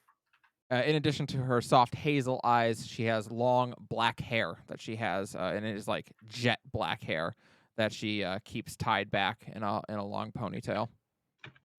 You can see underneath her armor, her clothes are quite fine. I mean, they're not like super expensive, but they're nice clothes. She's doing well enough for herself. Till now. Yeah, that's exactly what she's thinking. You made the mistake of running into the PCs. Never do that. Basically what she's thinking right now. You done goofed. You do hear her mutter at one point, "This is why I work alone." Good reminder. Certainly now you do. She kind of Don't gives you do a look bad at that. things. I'm not the one who incinerated someone to the bone. I didn't No, either. Neither am I. He gives you a look, nods. Sounds like Well, his problem for stabbing me in the back. he nods. That, indeed. Cerberus sort of looks at her, quite irritated. Would he have even been here had you not instructed him? Oh. None of us would have been here if Jack had done his job. But as it is, you work with idiots. You get idiotic results. Yes, truly the idiot to die for someone like you. He gives you a very army smile. Haven't seen an elf like you before. One of the she kind of like narrows her eyes. One of the tinkerers, maybe. Cerberus raises an eyebrow and looks. Incorrect. In case you have not heard, metal can be worn on the outside of the body, as the gods intended as armor. I do not mutilate myself for some ill-conceived desire to improve on the perfection the gods made. Oh my god. Oh, so you're one of the ones who's too good for that. There, Cerberus, good or right, choose your words, I suppose. So you're one of the tree huggers then? He looks. He doesn't. He just looks at her and doesn't answer that one. She glances over to Caldana then, and kind of gives her a big, wide smile. So, breathing fire, that's a neat trick. It's helpful. And that one that you're no, that she gave you? I'm gonna raise an eyebrow.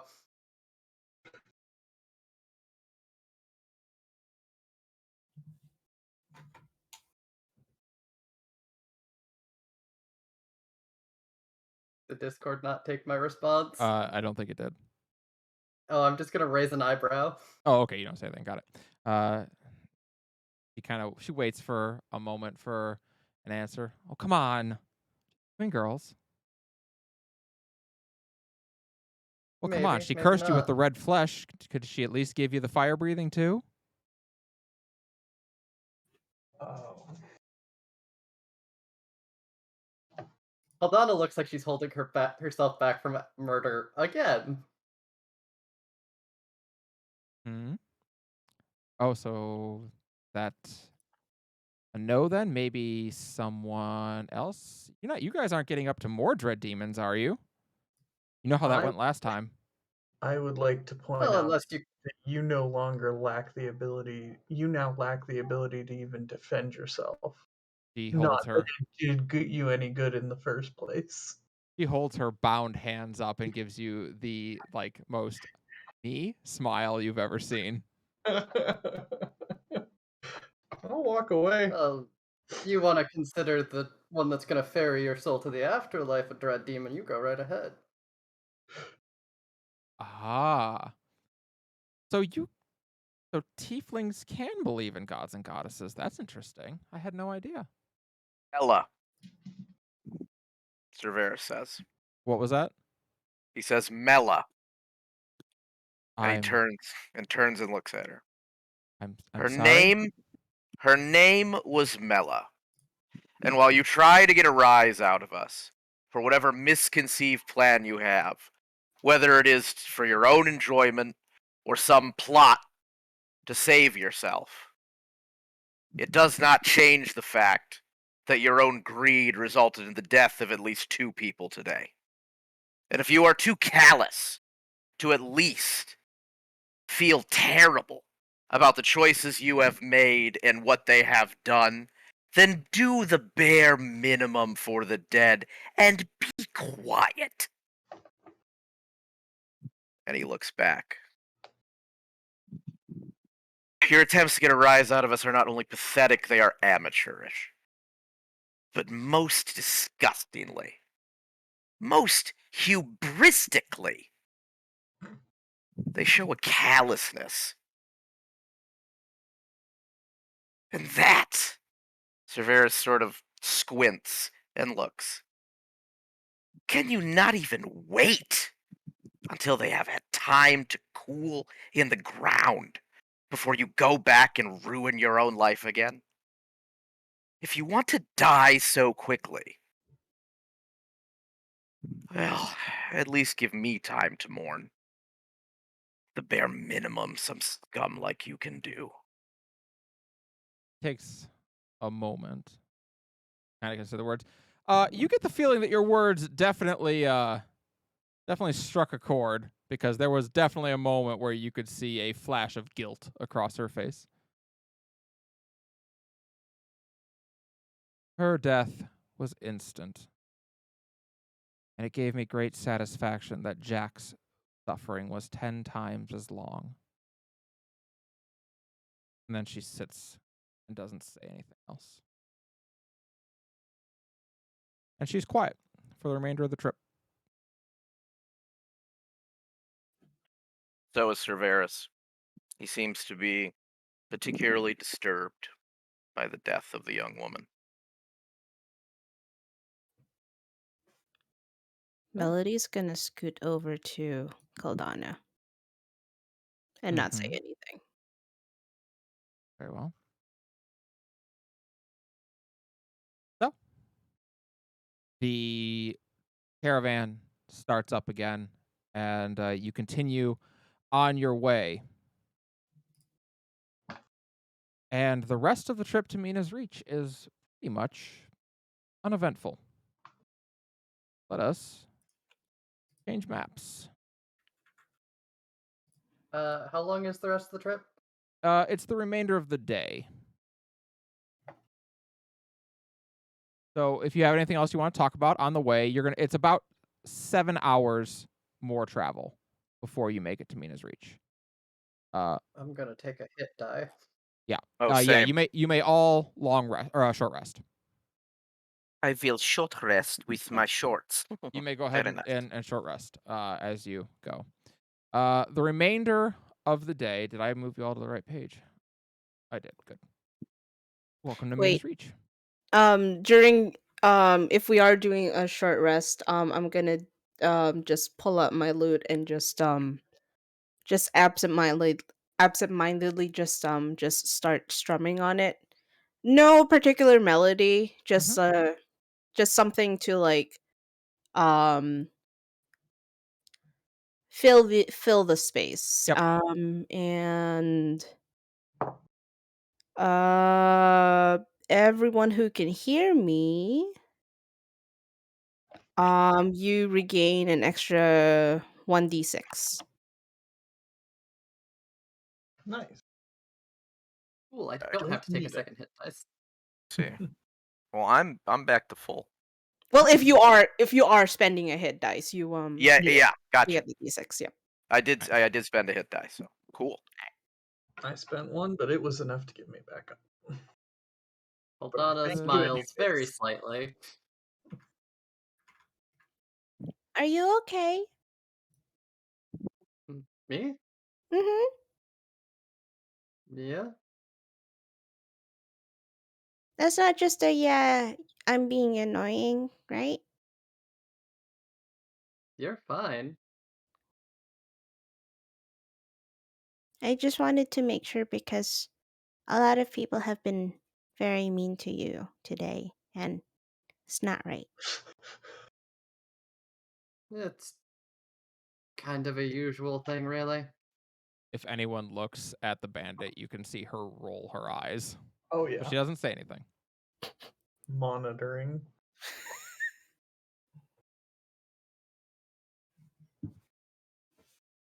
I know what it's like. Not not necessarily the same, but um well, and she kind of like gestures to her everything and just goes, some people just kind of think I'm gonna get mad, that kind of thing, but um it's you know hard sometimes to fight against stuff like that. Not necessarily fight, but when people look at you one way, it's hard to make them convince them that you're someone else entirely, you know? I Uh, imagine it's harder for you guys.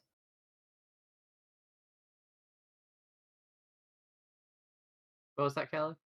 I was just gonna say, at the mention of her saying when she suggests that people think she's gonna get like all grar and angry, anyone who'd like may make a history check to see what you know about the Dragonborn. I I'm will just make gonna one. assume I'm not gonna do that. Would I have to? Uh, As Brux, an you can make orc? it at advantage. In fairness, yes. So you can make it at advantage. You know, it's only my people's entire purpose for Yeah, being. they got a lot of ties to the Dragonborn. That's a 20. All right. I got a 5. All right. So as always, I will tell you all what you all know. And Brux, you may have 2 questions that you'd like to ask that represent your specific knowledge about things that you have learned. The Dragonborn were the 5th of her 7 children. Dragon specifically was. Dragon was an enraged being from the very moment it came into existence. It bore all of her mothers, fear and anger and guilt for the fate of Tiefling. And it is said that when Dragon came into existence, it tried to destroy everything. And a 1,000-year war took place between Dragon and her siblings.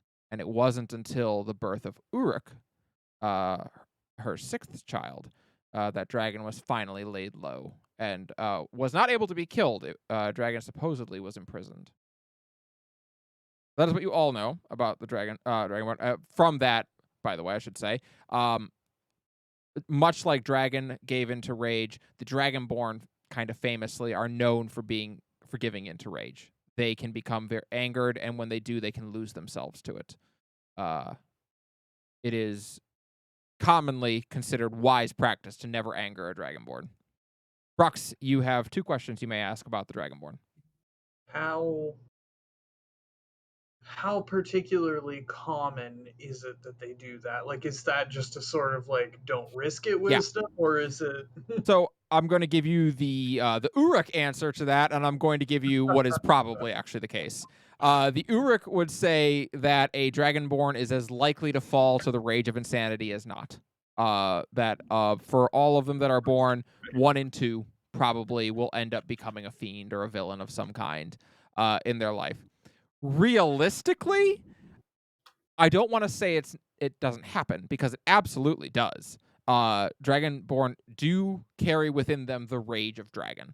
But it is famously said that when Uruk laid Dragon low and was able to imprison them, the goddess swore 2 things. First, that she would never again interfere in the development of Aneris, the planet. And secondly, that all of Dragon's children would be able to temper the rage within if they so chose. Okay, so we've got our fantasy racism hate boner on for it. Yeah. And Don't worry, they have plenty for you as well. Oh, I'm sure. And the real story is it's like having a break-in at your house. It can happen, but statistically. Well, and I mean,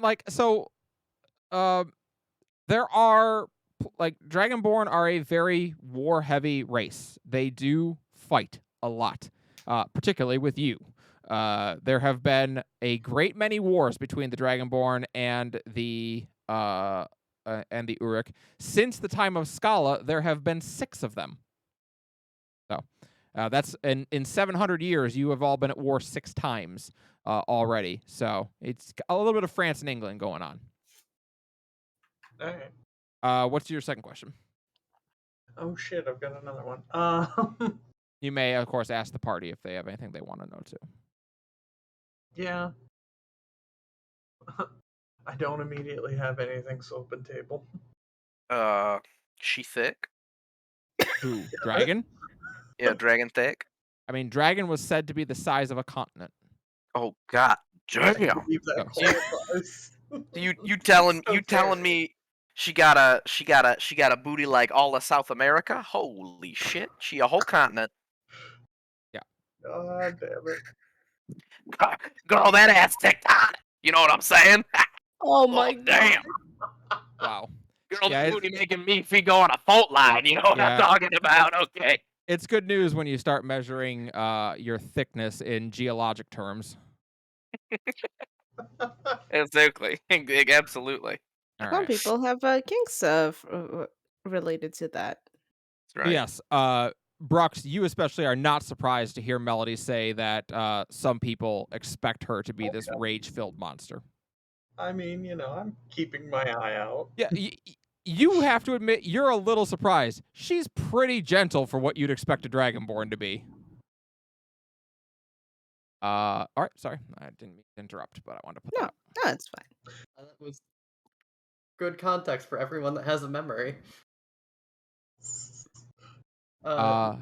Lore info dump.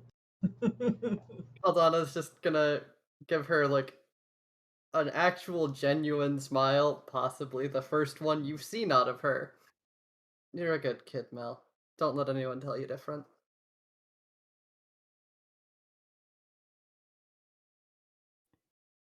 Mama and Mom are gonna be happy when they. I can introduce you, all of you, to them. Uncomfortable shifting. Melody, as you say that, you feel that warmth around you again, like you're being hugged, but you don't see anything.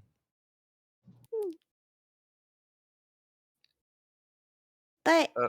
yeah, it's kind of one of the reasons why why we go out as performers and help heal the world, because it's hard to be the one to choose to break the cycle, especially if that cycle's been going on for a very long time. And mom Chronic and mama always acknowledgement. and mama always tell me that hold on, that it's very easy to give in to the rage. They're better at words than I am. But it's harder to be the one to say, "No, change will start with me." And that's how we heal the world. That's why I'm here. Well, technically I can't do that yet until I go back home. But it's been hard. I So think you'd be surprised how much you've accomplished already. I wish I could have done more. I'm not as talented as everyone else could. Oh, you should have seen my mom and my mama. The one night that they took me out here with them, they had a whole audience, and it was full of people who were like not happy, and mom and mama started performing, and by the end of it people were giving them money, and they were like, no, no, it's okay. Your smiles, the fact that you've healed in the sense of the inside is more than enough for them, because that's the whole point of being a performer. You move people. You help heal what you can't see. And if that doesn't happen, then at the very least, give them something to think about. You know? She's just Uh. nodding along. It's a beautiful thought, Melody. The bandit looks like she wants to vomit, but she doesn't say anything.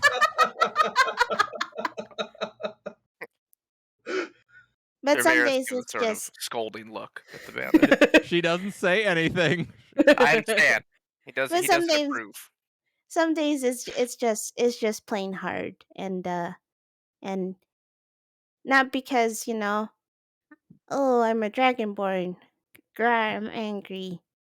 Sometimes it works in my favor, but other times it's difficult, especially when I just want to perform for for people. I just want to sing, that kind of thing. Yeah, It can Well, you're be very hard. good at it. thank you. Right. So,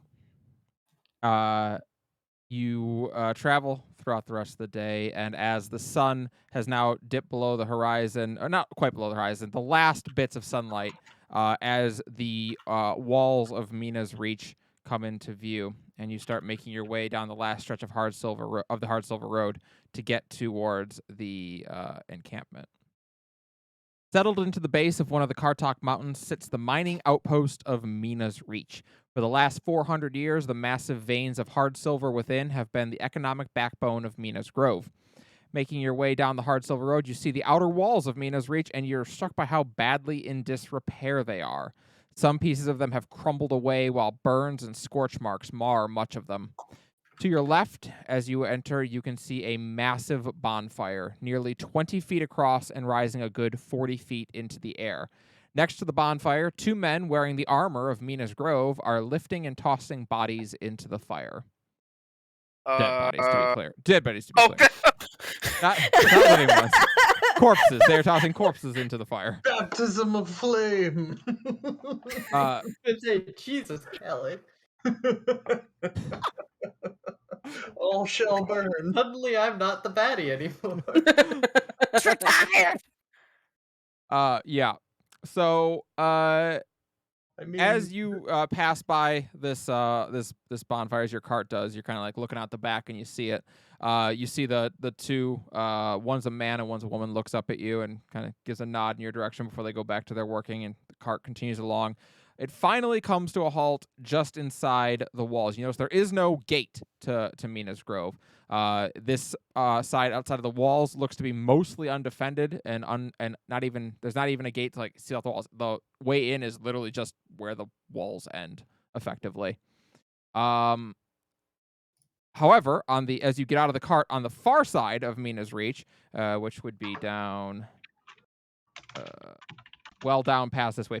If we continue down this road, you see a very well armored gate, along with 2 large parapets that have currently don't have people on them, but you can see they've got those kind of large mounted crossbows that can fire very heavy weaponry. And that way seems to be guarding a pass that leads up into the Kartok Mountains. Caldana, you might be able to hazard a guess why. Directly ahead of you, to your left as you enter, you see a graveyard immediately to your left, surrounded by a 3-foot fence made from iron bars. The graveyard itself looks mostly unremarkable, but what is remarkable is that all the graves have been unearthed. They are all dug up. Directly ahead, you can see the entrance to the mine built into the side of the mountain. It's a wide opening constructed of both wood and metal. Other details are hard to make out, however, as there is a makeshift wall of metal, stone, wood, and whatever else could be salvaged, forming a barricade around the entrance. To your right, you can see rows of houses that you'd suspect probably house the permanent staff at the mines. Many of the houses are charred and now lie in rubble. Across the street from there, you see a series of tents and stalls, which probably once served as a market, but now look to have been converted into a triage area. And beyond those houses, you can see a large 2-story building with a thatch roof. Is everything run by zombies? Do I see zombies everywhere? You do not see zombies everywhere. Do I see zombos? You do not see any zombos. Zombonobos? You do not. No runners. Yeah. No Z's. Do I see a No. witch? Do I see a Uh, cackly green witch? As far as people go, if that's what you're concerned about. No, I'm asking specifically about a witch on a broom. You don't see any witches, no. Yeah, on a broom either? What if I look up? Nope. Is the broom in the sky? You don't Nope. see any witch on a broom. Do I see a witch off a broom? No. Okay. As far as people go, there are people wandering around the city. A lot of them don't look so good. They look tired, if anything. Many of them are nursing injuries, but are currently working on either continuing to reinforce the barricade that has been constructed around the mines, or they are hurrying between the houses to your direct north and the triage area that has been set up. Occasionally, injuries? Sorry, say again? Are they nursing bite injuries? They are not nursing bite injuries. They are nursing all kinds of injuries. I mean, there are some of them that are bite injuries. Oh, yeah? A lot of claws, a lot of scratches, Claws or fingernails? a lot of burn marks, too. A lot of burn Fire wounds. zombie. Occasionally, one of those 2 guards you saw outside comes in and goes and grabs another body out of the cemetery and then takes it back outside. Well, that's not how you Does he not know how those work? Yeah, walk right You up. put the What's body going on? go in cemetery. So as you get there, Brux, I will deal with you going to that guard in a second. You are approached by a looks to be a commoner. Probably was a miner at one point. But he nods. Oh my gosh. We didn't think we were actually going to get any people sent from the grove. How many of you are there? Cerberus looks. Well, there are 5 of us in total. That the constable is, or not constable. What is he? What The is he? captain. Should be a constable. The captain. That's done. He works for the constable. All right. Well, he's constable captain. Okay, great. No, it's 5, and then he looks over towards some of the guards. Oh, you're not with the watch. Okay, so they're the guards. Why are you all here then? Are you Hi. here hi, I'm are you Melody. Hi, Melody. Are you a miner? No. That's good because we can't get into the mines right now. So that's fine actually. What do You're you here do? to solve that. Oh, that's great. Oh my gosh. All right. What do you what can I do for you then? You can start by telling us what's going on. We noticed that you have forgotten how cemeteries work. Yeah. He glances over. Gesture. Right. Okay. Maybe start at the beginning. The guards have all assembled around you now and are also like, "Yes, please. What is going on?" Like, all right. So it was about 2 weeks ago when the trouble started. They said there was goblins in the mine. You know, we run into things in the mine sometimes. That's nothing completely uncommon or out of the ordinary. So, we sent 2 of the guys down there, 2 of our big tough guys to go handle them. They came back, but they didn't seem right anymore. Something was wrong with them. How? They were angry. Getting bitey. No, they didn't bite, but they started complaining about their pay, and then that night they got into a fight at the bar about over a woman or something like that, and they killed each other. Cerberus seemed very irritated with what the man was saying about how they acted weird until he mentioned they killed each other. Yeah. And then he said, "Oh, okay, well that part's not normal." Yeah. I see. And then I mean they were good employees. Nothing ever like that. I mean, sure they get a little maybe when they drink sometimes, but not like I've ever seen like that. I don't know. Was it a crime of passion? Had they both seeking this woman's hand and they were saying some woman's name. I've never heard of it. That she doesn't live here, but yeah, they killed each other over her. And Woman's that name? You see him like struggling for a moment, trying to remember what her name was. And then he calls over to one of the other people. Hey, Thomas, what was it that they the woman they were fighting over? And you see a halfling person standing there thinking for a moment. Oh yeah, it was Aesthesia? Aesthesia. That I think that Any was it. assistance on that? For my notes? Yeah, sorry, let me write down. This is the name he said to you. I'm sorry, good sir, but Aesthesia, I hardly know her. Like I say, I've never heard of her. She didn't work here, but they killed each other over her. After that, things started getting worse. People started getting sick, and then the attack happened. Monsters came flooding out of the mines next day. They weren't goblins. They looked more like kobolds to me, but not like any kobold I've ever seen, but closer to that. They attacked people left and right. Fires started breaking out. He motions over towards the burned down houses and much of the walls. These were in much better shape before that. And we were the guards that were sent There's some of them are still here. I think 7 of them are still alive. But they were able to get it under control, and we were able to get the barricade built, and then we started burying the dead, but they started getting back up. So What do it you was. wait? What do you mean by they started getting back up? That's what I say, young lady. They died, and then they got back up, and they tried to And- kill us. And that's why you're burning the bodies. Yeah, we've had to. I mean, we don't know if the ones that so far it's only been people who've died recently, but we didn't know, and we didn't want to chance it, so we've been digging up the old bodies and just burning them. Could you describe these kaboblins that came out? Yeah, I mean, so they looked kind of they're scaled. They got small wings. They could breathe fire. Like I say, no kobold or goblin I'd ever heard of, but that's what it looked like, kind of like a kobold. Yes, kaboblin. Yes.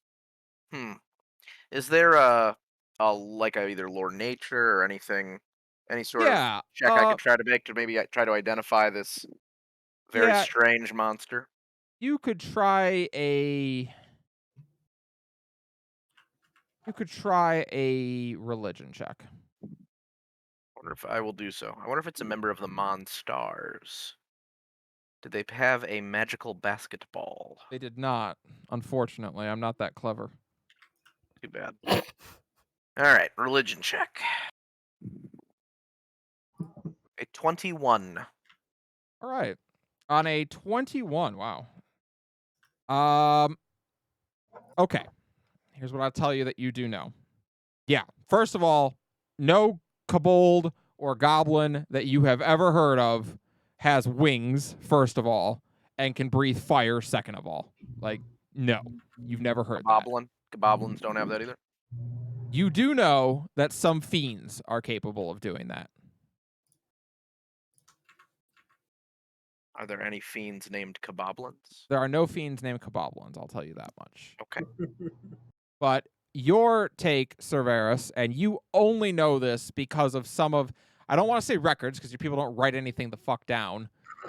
But some of the stories that are told to you, these do sound like some of like the stories you've heard of like enemies that your ancestors would have fought. Rivera sort of he does not immediately say to the group. He just has a very concerned look on his face. Anyway, you can have the run of the camp, whatever you need. I'm gonna call my guys over and start unpacking supplies. Oh God, thank heavens, there's medicine. Okay, great. And the guards excuse themselves and also go over to meet the guards who had been sent prior and kind of figure out what the chain of command is. So you see them all start separating as well, and you guys are left at the kind of crossroads of the encampment. Where would you like to go? Cerberus would like to look around real quick and sort of try to nod to the party to maybe go into just an area off the main road where not too many people are gathered. Not hiding, but just sort of not in the middle of the road. Stepping to the side. So yeah, exactly. As you all kind of head over to, we'll say over here by these carts over here, these wagons, you do notice, that your bandit friend is being escorted out of the wagon. The jail here has been burned down, so unfortunately she will not be able to stay there. So instead, they take her over to about right here, where there's a long post in the ground, and she is made to sit at the edge of the post with her hands bound behind her back. Like around the post? Yeah, like her hands are bound behind the post, and she's basically just stuck there. And she looks like she's having a really shit day. They Basically just making sure they weren't just like stay on her system. No. They are not staying to guard her, to be fair. Yeah. Right. But they have her tied up pretty well. Is the pole taller than she can stand? The pole is almost 10 feet tall. Okay. Well, but how tall is she? 5'6". So Not pretty gonna lie, tall. Kelly. She's average I height for a thought human. I thought the Based guards on were just gonna execute her right there. No, they don't execute her. How are you gonna collect your bounty if they kill her now? yeah, Hey, it could be it better seemed rough. alive. We don't know. Probably should have asked her name at some point, but Probably whatever. should have asked her name or what the bounty was for, or a number of things. Yeah, but Cerberus, the bounty is clearly for murder, since she's a murderer in his eyes. In his elf eyes. Cerberus, You all head on over to these carts. You're now over by these makeshift wooden barricades. They're made from wood, stone, rock, whatever could be found, basically. You can see through a couple of the holes in it into the mine. There's a track that runs into the mine, and there's some carts that are stopped at the front. You don't see anything of note, though. Just looks like a mine. Cerberus turns to the rest of the party. These kaboblins, as they call them, they sound a great deal like the fiends of yore. Some smaller, more foul creatures. You I swear fought to them? God, if you're going where I think you're, the gods, if you're going where I think you're going with this, Well, I am simply saying that we may not completely be able to rule out fiendish or demonic influence. Whether, as the matriarch suggested, there is any possibility of the actual influence of a dread demon, or simply the conjuration and, I don't know, manipulation, control,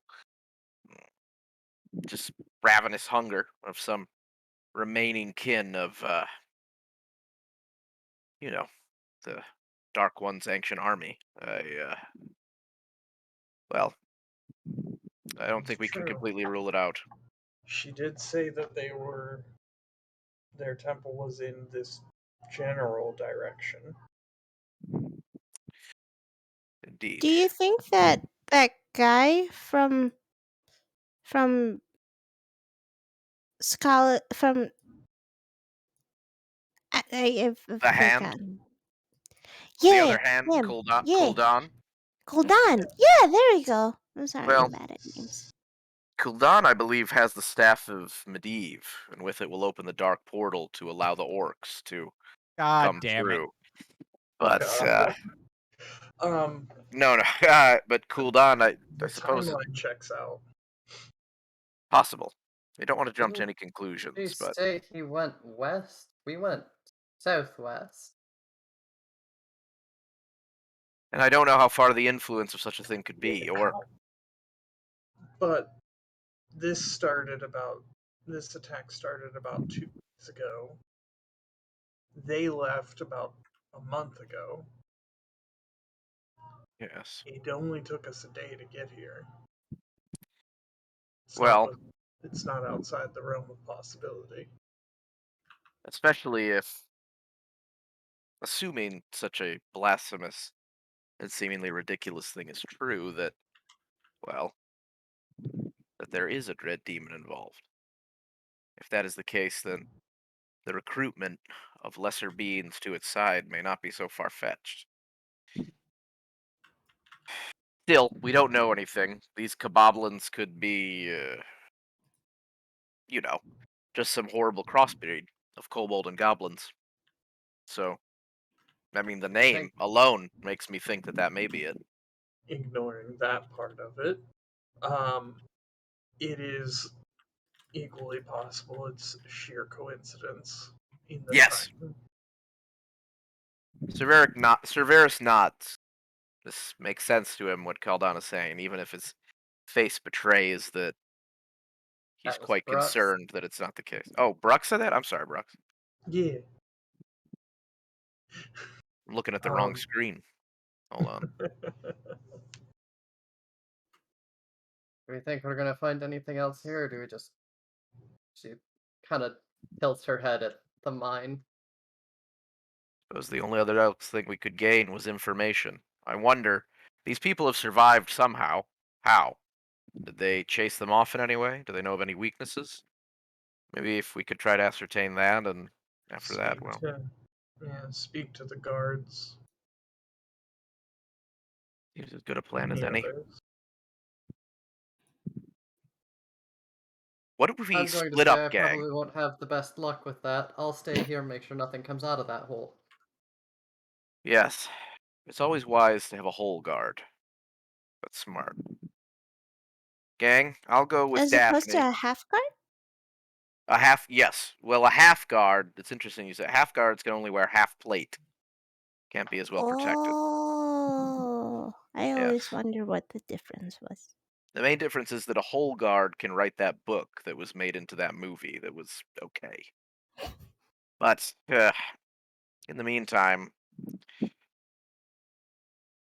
perhaps we go around and see what we can find. Melody, you are without a doubt the most charming among us.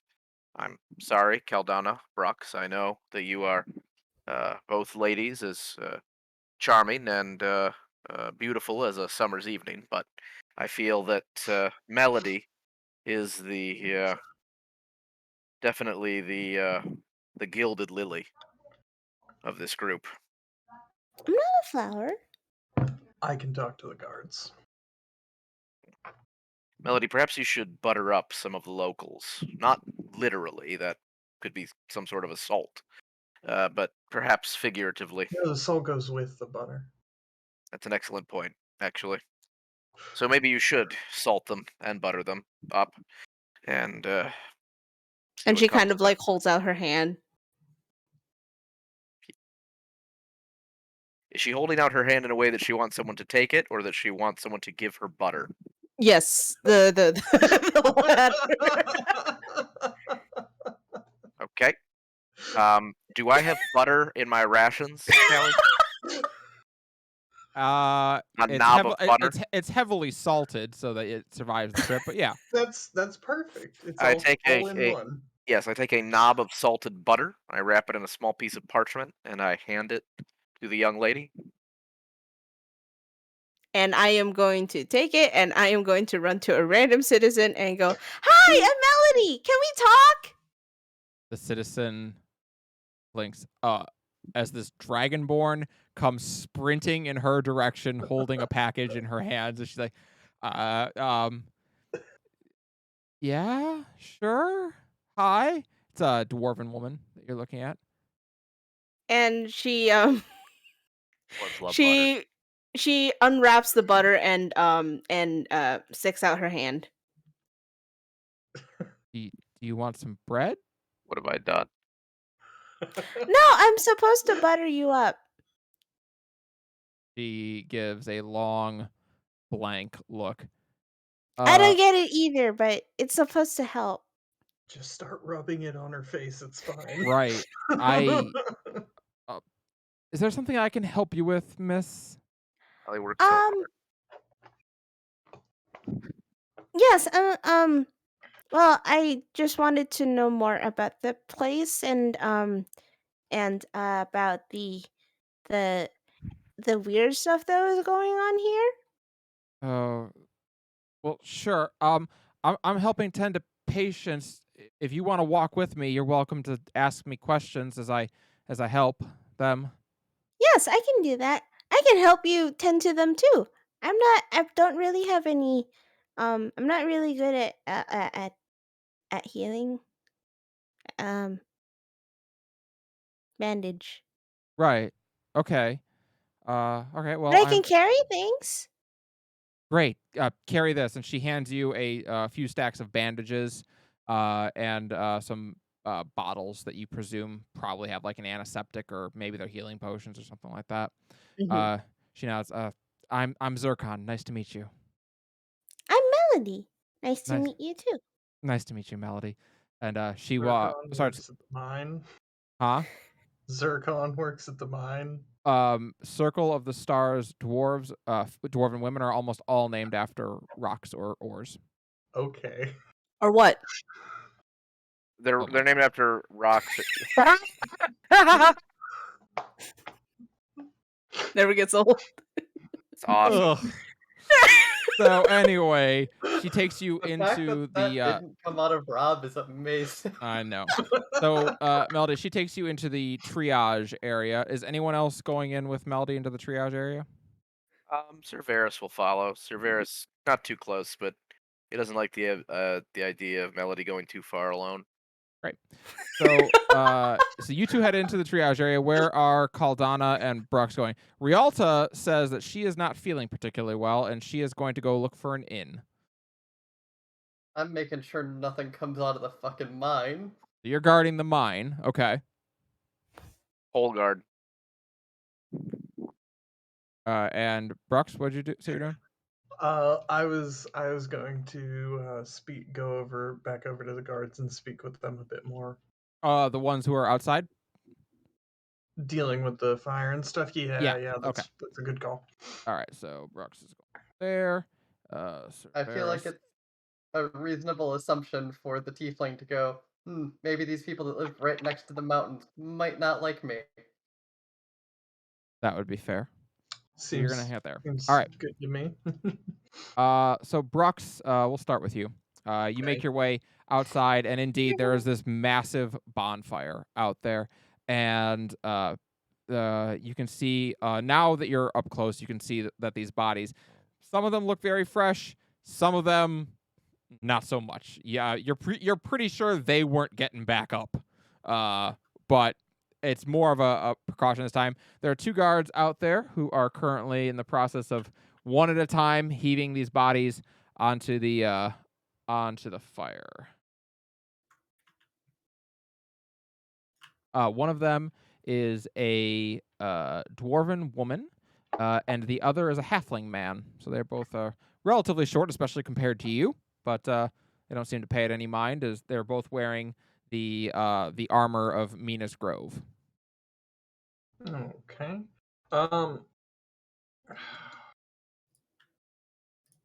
Sorry, technical issue on my end. What's the average height of a halfling man? I want to say 4.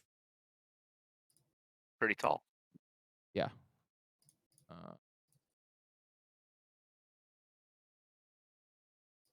No, sorry, halflings are 3 feet. Dwarves are 4 feet. 3 feet. Damn. They're 3 feet, standing roughly 3 feet tall and weighing between 40 and 60 pounds. You said a halfling and a dwarf? It is a halfling and a dwarf. Yep. And they walk into Okay, a bar. so I'm about as tall as them combined. Yeah, you are. Like I say, you are much taller than they are, but they don't seem to pay it much any mind. All right. One of them looks up. Oh, you're from the Grove, right? Yes. The Captain sent you. Captain Jockin? Mm-hmm. Jockin? Yeah. Captain Sagelin. Mm-hmm. Yeah. Just sort of look around at all the dead bodies. How many of these actually got back up? Well, none of these ones because they are getting burned. The ones who got back up, we burned first. These are all basically just precautionary at this point. Says the halfling. I'm sorry. I'm Loris. Nice to meet you. Brooks. The other one looks up. Ruby. Nice to meet you. Said Ruby. Okay. Yep. Loris and Ruby.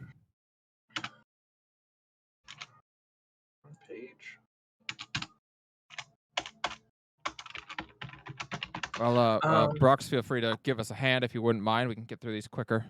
Oh, absolutely. And just sort of get from them, because we were just talking to the civilian earlier, not the guards, right? Yeah, you're talking civilian. Yep. Basically, just ask them the same overall what happened and try and get like an actual timeline. Yeah, so they'll explain. Oh, yeah. So trouble started we got here about 10 days ago. Trouble started about 2 weeks ago, but it took some time for them to get word out to us and then us to get over to here to help.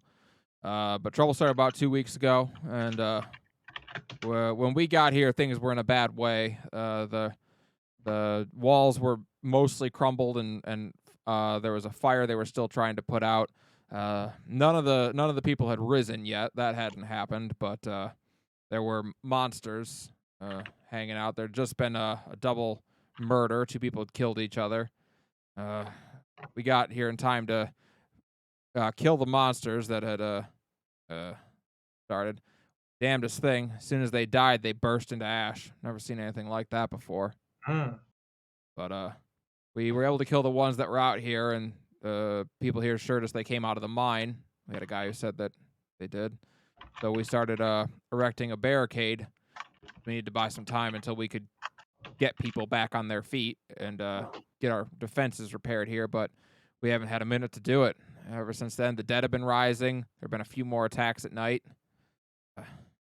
We can guard the wall well enough, but some of those things can fly that come out. So nothing to be done about that. We just got to kill them as they come out. They've still been coming up from the mines. Yeah, not every night, but they every few. Only at night. Yeah, mostly at night. Yeah. No daytime. Ruby gives a nod. The 4th day we were here, they came during the day. Oh, yeah, that's right. Yeah, just the once during the daytime, I think.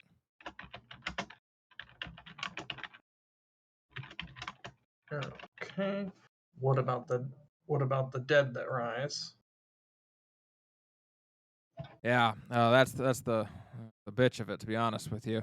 Our triage area, we're doing as much as we can to get people alive, but and every time one of them dies, we have to burn them now because first we didn't realize, we had them all interred over by the cemetery while we waited to bury them, and they got up and we lost 3 soldiers that night and a lot of civilians. 3 of our own died, including the captain or the sergeant who is leading us.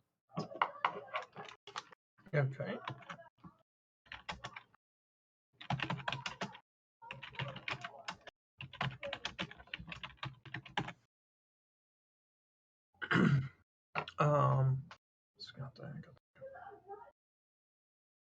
Just trying as a player to make Yeah, you're sure fine. I got all the stuff I need. Yep, you're fine.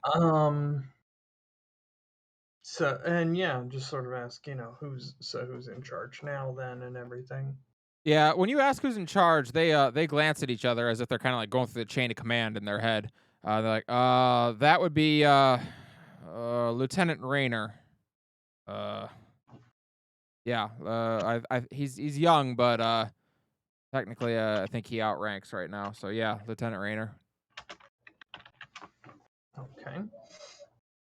Well, we're here. We're gathering information. My colleagues also, and hopefully, we're able to solve this problem for you. I'll be honest with you. My suggestion at this point has been to implode the mine and scrap it. Noted. Ruby glances over at that as like, you would single-handedly doom Mina's Grove. And Loris gives a look back and is just like, people are dying. Yeah, if that's what it takes. It's a solution, I'll admit.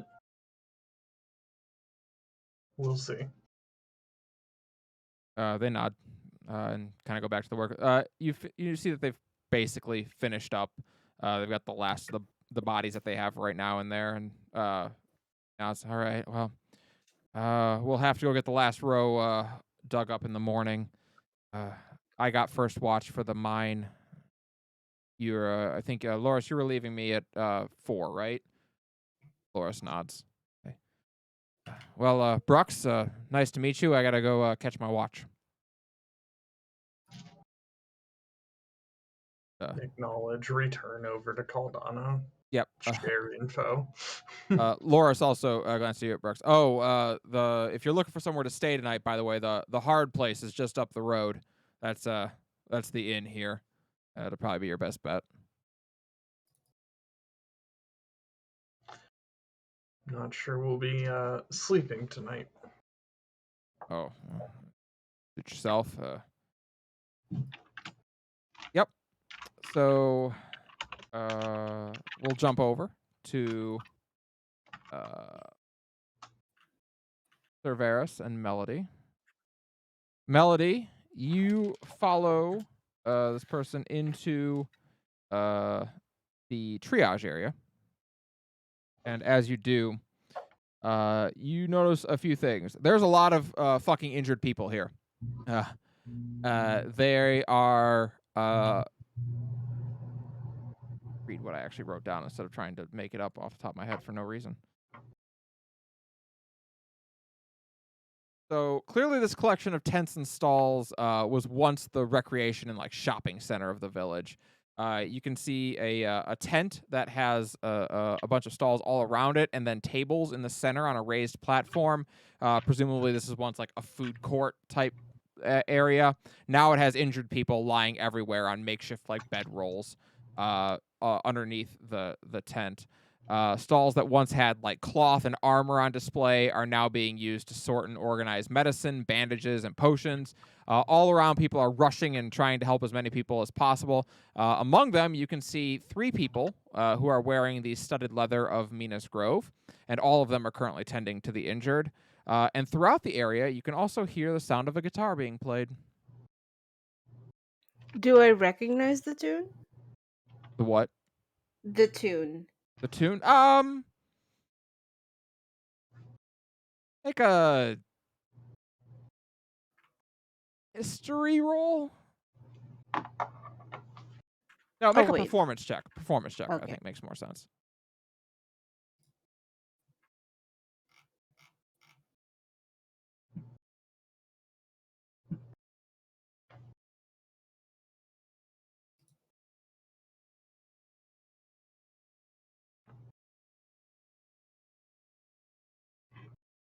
It was 13.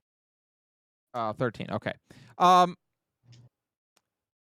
Roughly, you've heard it before.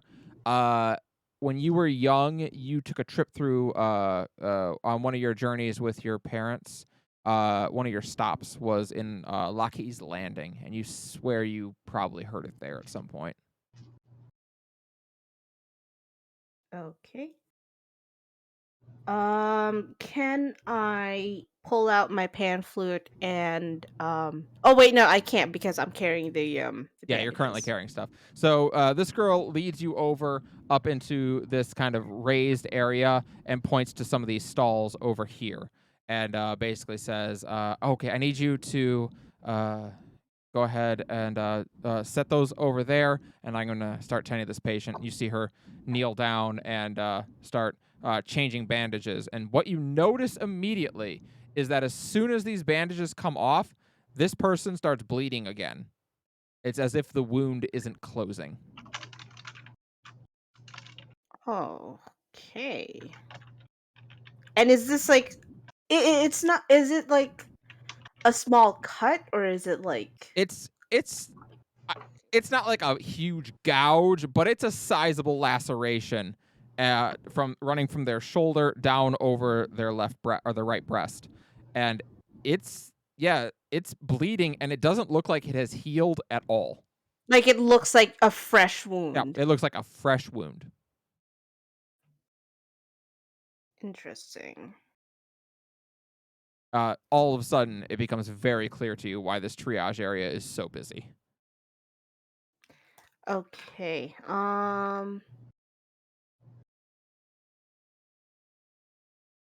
Okay. Can I make a medicine check for that? May make a medicine check.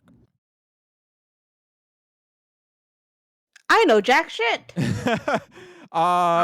So you take a look, and you after you get everything set down where you were told to put things, you go over and take a look, and as you examine the wound, you realize what is wrong.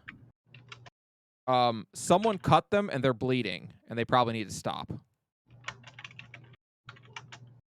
Wait, sorry, repeat that? You with your 9, you look down and go, "Oh wow, this person's bleeding, and they should stop that." Okay. Thank God you were here, Melody. What would we have done? Honestly, at this point, if anything, Melody's gonna take one roll of bandage and just start like rubbing the fucking butter on it. Um, Yeah. Cerberus is going to look at the healer. Mm-hmm. Um, you've tried mundane healing, I assume, poultices, medicine kits. Nothing He seems to nods. close these wounds. He nods. Some of the really small wounds we're able to fix with a healing potion. Occasionally, if it's small enough, we can stitch it back closed while it's still bleeding. It's crude medicine at the best, but with the smaller wounds, it seems to work. The bigger ones, well, she glances at some of the other patients who are laying around. They don't have a lot of time. Cerberus looks and would like to find one of the more in. Well, he'll just ask, what does one of the patients look like? Who is the most severe? Oh, Who is suffering the most? indeed. She nods and says, "Follow me." And looks to Melody. Excuse me, young miss. And Vera, she leads you over to an Uruk who is laying on the ground. They are missing an arm. You don't like the look of what's going on around where that arm is missing because there is at the shoulder, it looks just fine. And as it goes down, you can see chewy bite marks, mangled Ooh. flesh, torn muscle, and then bone from the rest of the way down. No pain about that. Varus looks doesn't seem to have long to live, and the wound certainly looks. He sort of raised an eyebrow. Permanent. Her name's Anna. She won't let us cut it off. I keep telling her it has to go, but well, you try telling an Uruk that. She is stubborn. He kneels down. Anna, can you hear me? This Uruk woman is in a lot of pain. You can tell that immediately. You can see the tattoos over their body, some crossing her neck. Her remaining right arm, you can see tattoos all the way up and down, and you can see where the flesh once held her tattoos on her left arm, but as the flesh started getting taken off, that ink went with it. And she kind of groans out in pain. It's like, just kill me already. He he looks. He takes an acorn out of his pocket in one hand and holds it tightly bound, and then with the other, slowly, so that she can clearly see, he lays a mailed gauntlet. Uh, I say over her chest, but not in an inappropriate way. Over the sternum of her chest, gently. And looks at her, and then closes his eyes for a moment, and says something in an old tongue, feeling the power of oak and ash flow through him, the healing strength of Father Oak. I'd like to use lay on hands. I'd like to expend 5 hit points of my reserve to cure one disease, and another 5 hit points to heal 5 hit points for her. Okay, let me.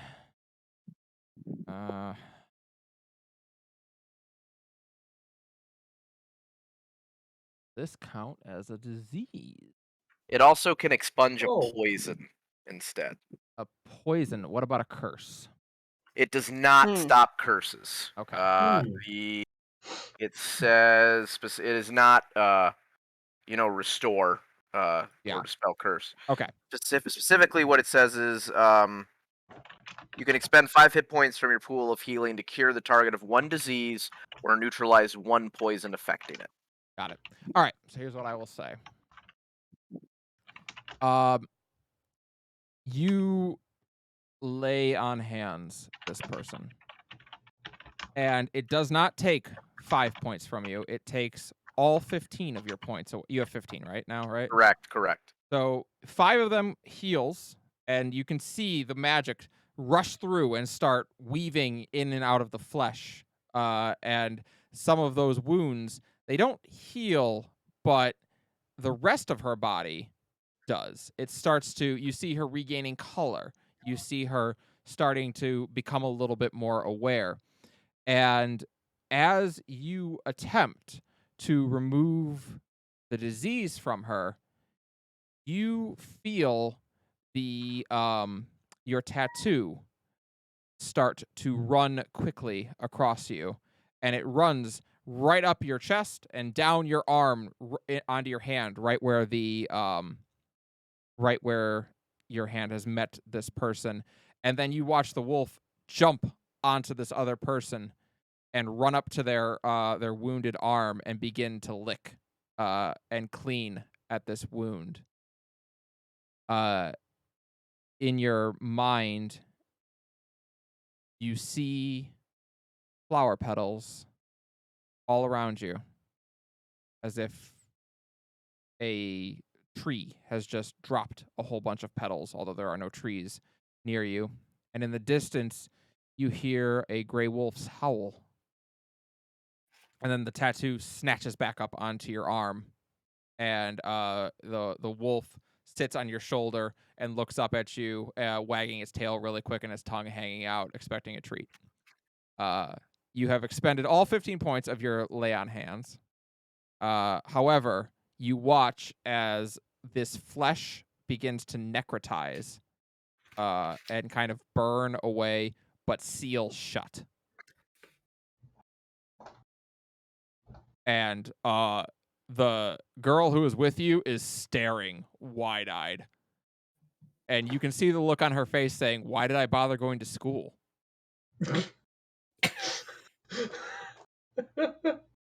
Cerberus places the green acorn away and looks at the wolf sitting on his shoulder. Thank you, Father. Wolf seems pleased, and it curls up and goes to sleep. Takes his hand off. Be healed, Anna. Anna is also staring up at you quite wide-eyed, as much of the pain has also receded. I say much of the pain. It's still a lot of pain. Like, She still doesn't have much of an arm left. yeah, there's still not a whole lot left. And the nurse looks at you, says, and frowns, "Anna, we will still need to remove the necrotized flesh. It will make you sick if we don't. But I think you will live." Anna kind of glances away, but nods. She casts a soft glance towards you, though, and says, "Thank you, good sir." Thank you, Anna. I would not trouble you, but I must ask one thing, if you could. You survived one of these creatures. How? When they came out of the mine, it was 2 nights ago, I think. The alarm went off as usual. You know, we came out, and I'm a miner. I don't usually fight with the guard, but right now it's kind of all hands on deck. Kind of grimaces as she mentions hand. Cerberus just raises an eyebrow. But you know, I've been swinging a pickaxe my whole life. What's the difference between hitting rock and hitting skull, I guess. So I decided to go help. One of the guards was being harried by 3 of them, so I ran over and tackled it to the ground, and I brought my hand up to hit it. This dog took my arm, grabbed it, started dragging me away by it. It was dead, but still moving.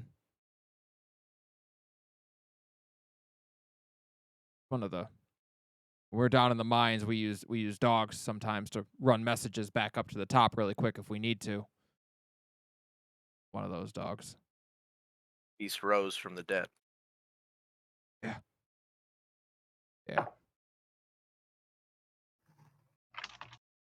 Did you break free?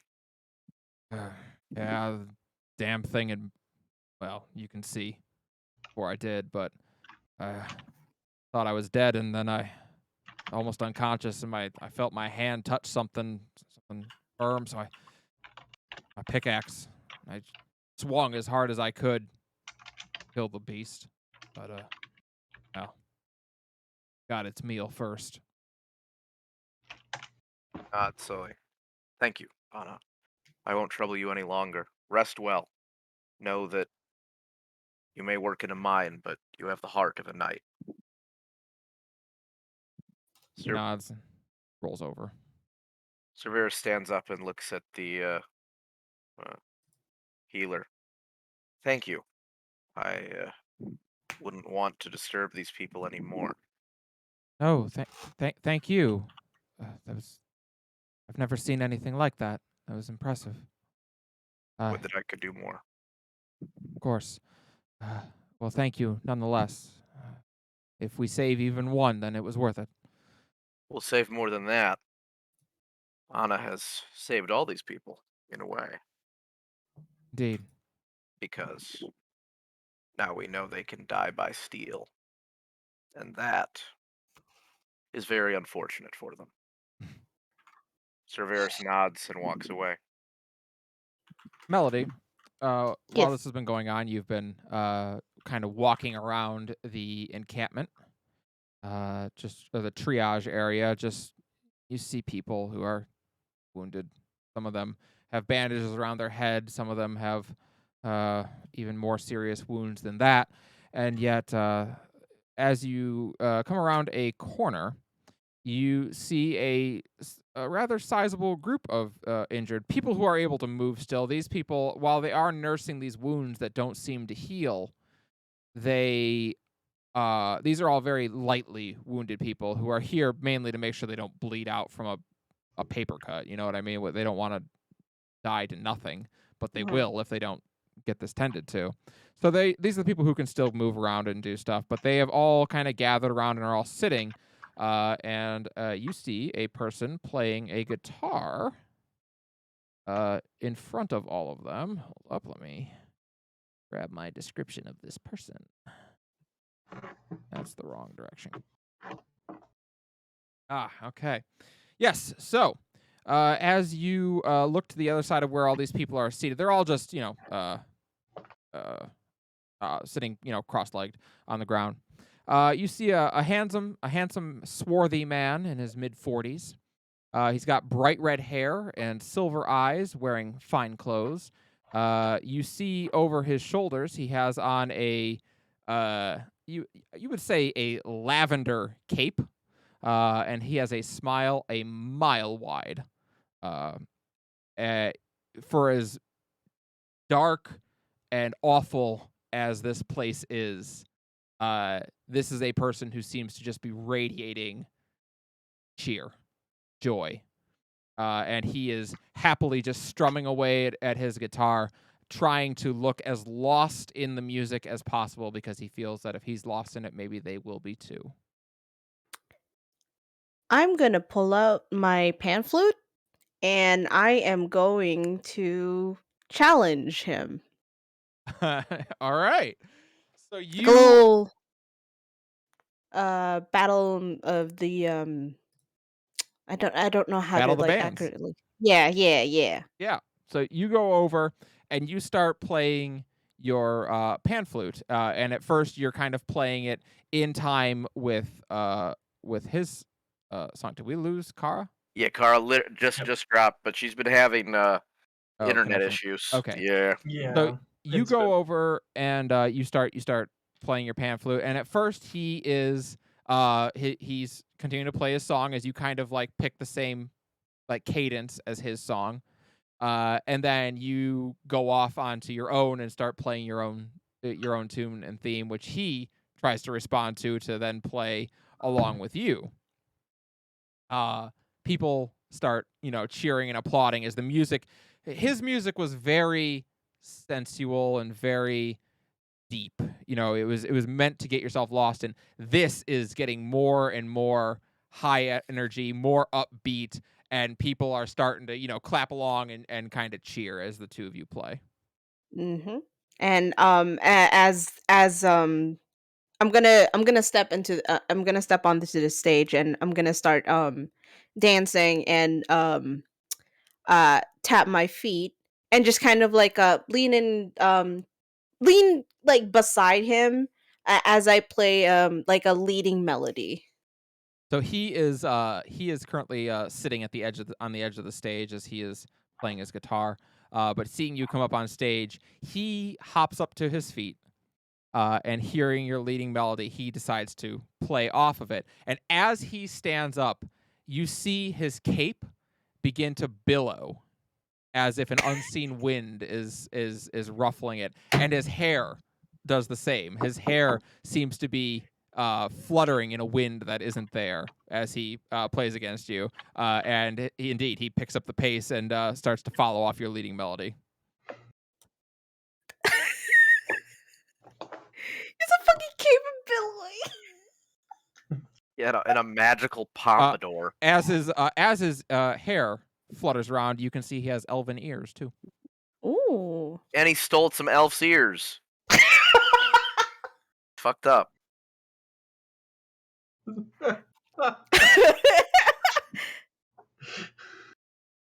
And as he does that, I'm gonna start just kind of like uh dancing around him as I meet his melody. And He gets to meet our melody. Okay, I'll stop. Yeah. and I'm just going to try and do like a staccato type of melody. Yep. Like a very dotted something to get people moving. Yeah. So go ahead and make a performance roll for me. All right. Oh, I'll give you one of my advantages. My one that's left. I'm going to use an inspiration. All right. All right. Fuck. Ooh, wait, hold on. I gotta see this. It's the Butterfingers. I quite literally have butter in my fingers. I literally have butter. She has salt. Mal. Yes. You may hold up. I gotta check. You may hold up. So as you start playing, your fingers, they are indeed kind of like slipping a little bit, and he notices, and you see that kind of unseen wind just like billow like one time, and you may re-roll. Oh.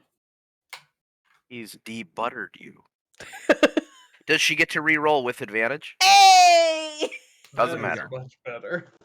So yes, and as that happens, yeah, you feel inspired, like in a way that you're used to doing the inspiring, but he seems quite good at it as well. And so yeah, you really start going. People are now, those who can, of course, are starting to get up and dance and move around, and just the absolute change in vibe here is palpable. As he plays alongside you. And when the song ends, hold on, I gotta make his performance check. When the song ends, he finally stops, stands, and takes a deep bow, but then motions immediately to you and allows people to cheer for you. And they do. I'm going to just do like a little curtsy and wave.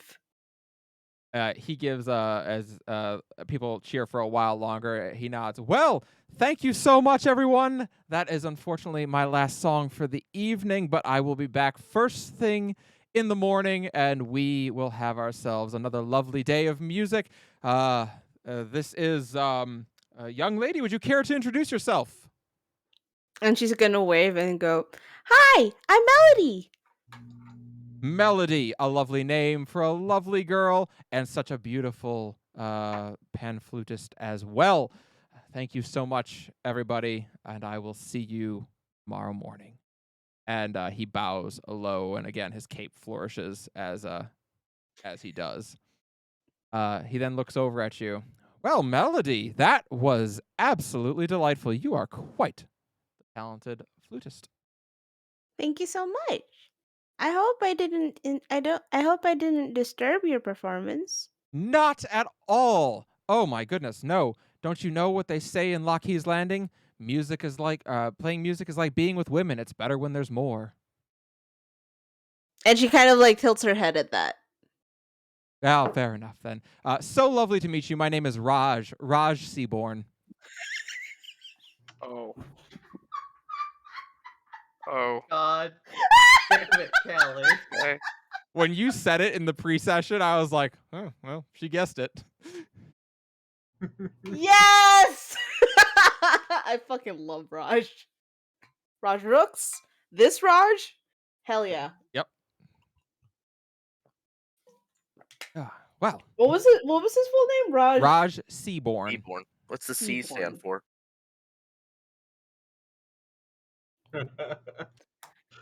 For those I in the love chat it. who are wondering, Raj Rook was a character in our Star Wars campaign who was a similar personality and was Sifu's father, or adoptive father, as we learned.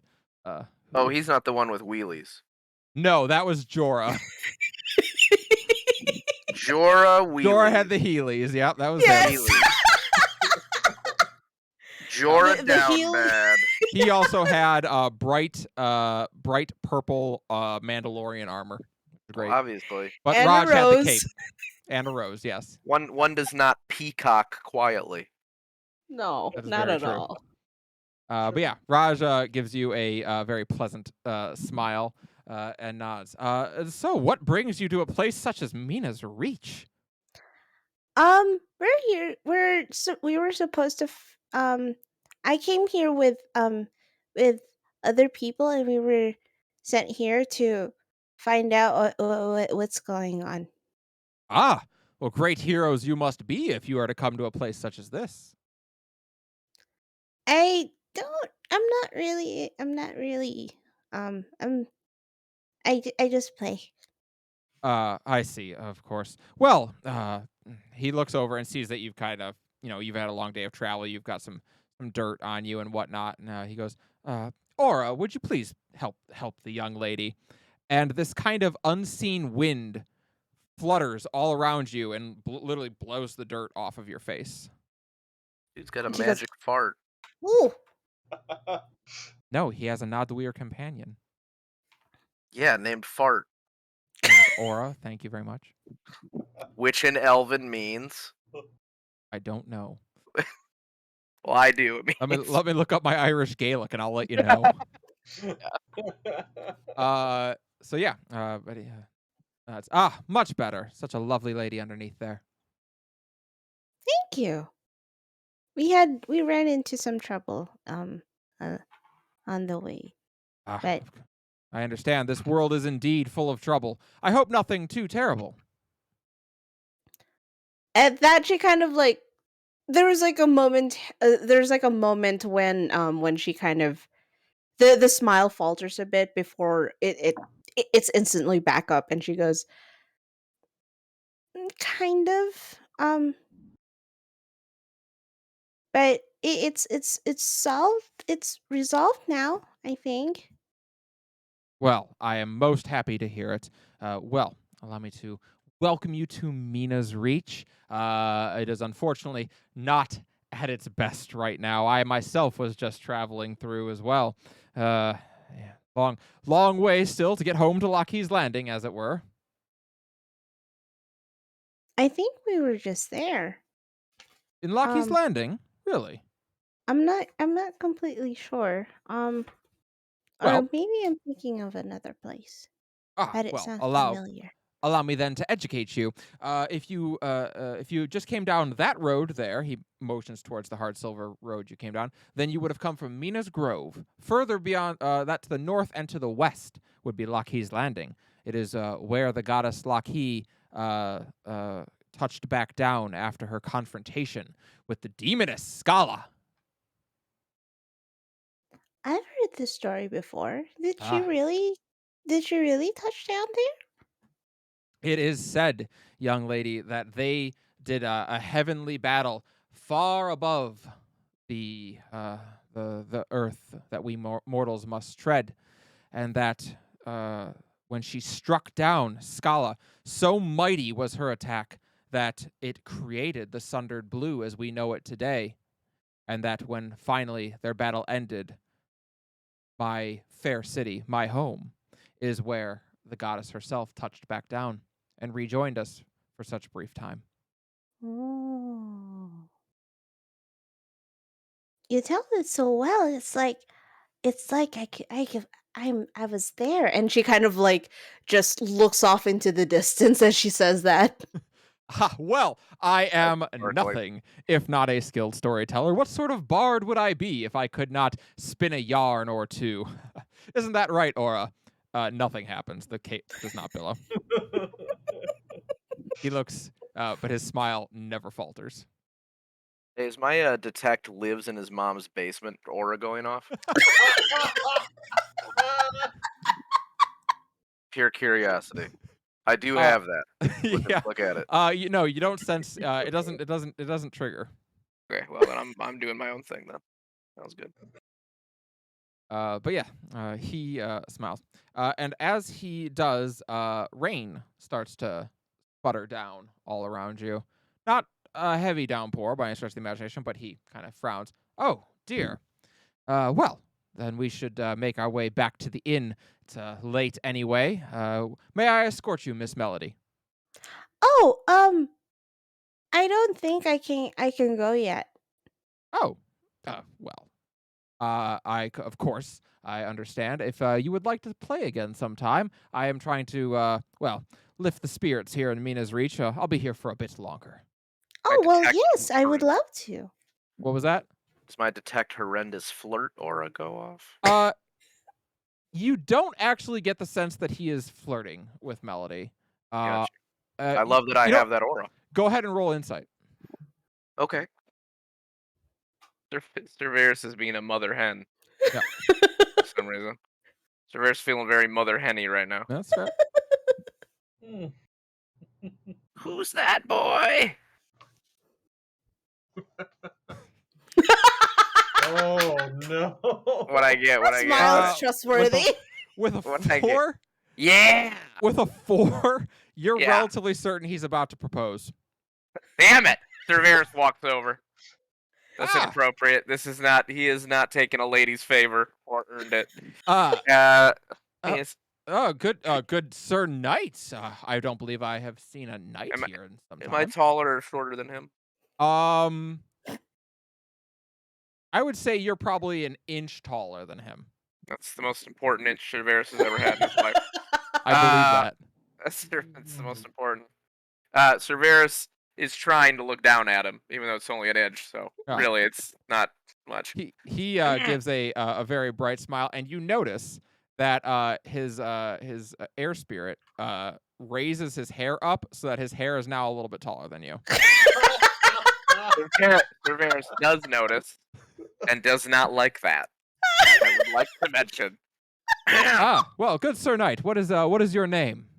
Cerberus, and yours, good sir. I am Raj Seaborn, Bard of Lockheed's Landing. Well, Mr. Seaborn, I trust that a man of your... He looks over his delicate attire would want to get out of the rain. I believe that Melody and I were just about to go. Melody, is everything all right? Mm-hmm. Oh, I don't seem to get wet in the rain anymore. So that is true. Melody, not a single of these raindrops has touched you, which Well- Raj thinks is super interesting. Does he look like he thinks it's super interesting? Well, he's definitely noticing is like somehow she's not getting wet. 'Cause he's definitely Cerberus getting does wet. not like how he's looking at her. Yeah. Cerberus is not a fan. Cerberus does not like how he's looking at her. That is inappropriate.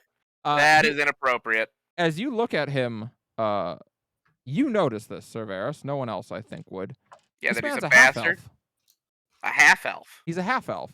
Well, Half breeds are half very gentleman, rare. too. Um, I do sort of notice. Yeah. But given that elves are the one group that I understand basic sensitivity towards, I do not go, "Oh, you want them half elves then?" So, Yeah. no. instead, for the first time in his life, Cerberus has some level of tact regarding heredity. Yeah. So yeah. you would know the only way. So to create a true half, I know how it's done. takes 2 generations in this world. You would need first a female elf and a male human. They would have to produce a female child, which would be an elf, and then that person would have to also be with a male human. And then if their child was a male, that would be a half elf. And so after doing the trigonometry in my head, Yeah, it's very uncommon. 1 in 8. Got you. I do the boning trigonometry. Mm-hmm. I see the man like go cross the gametes, and drag your testicles slowly over their forehead. Got it. Okay. So that's how that. He sort of, and he does take notice.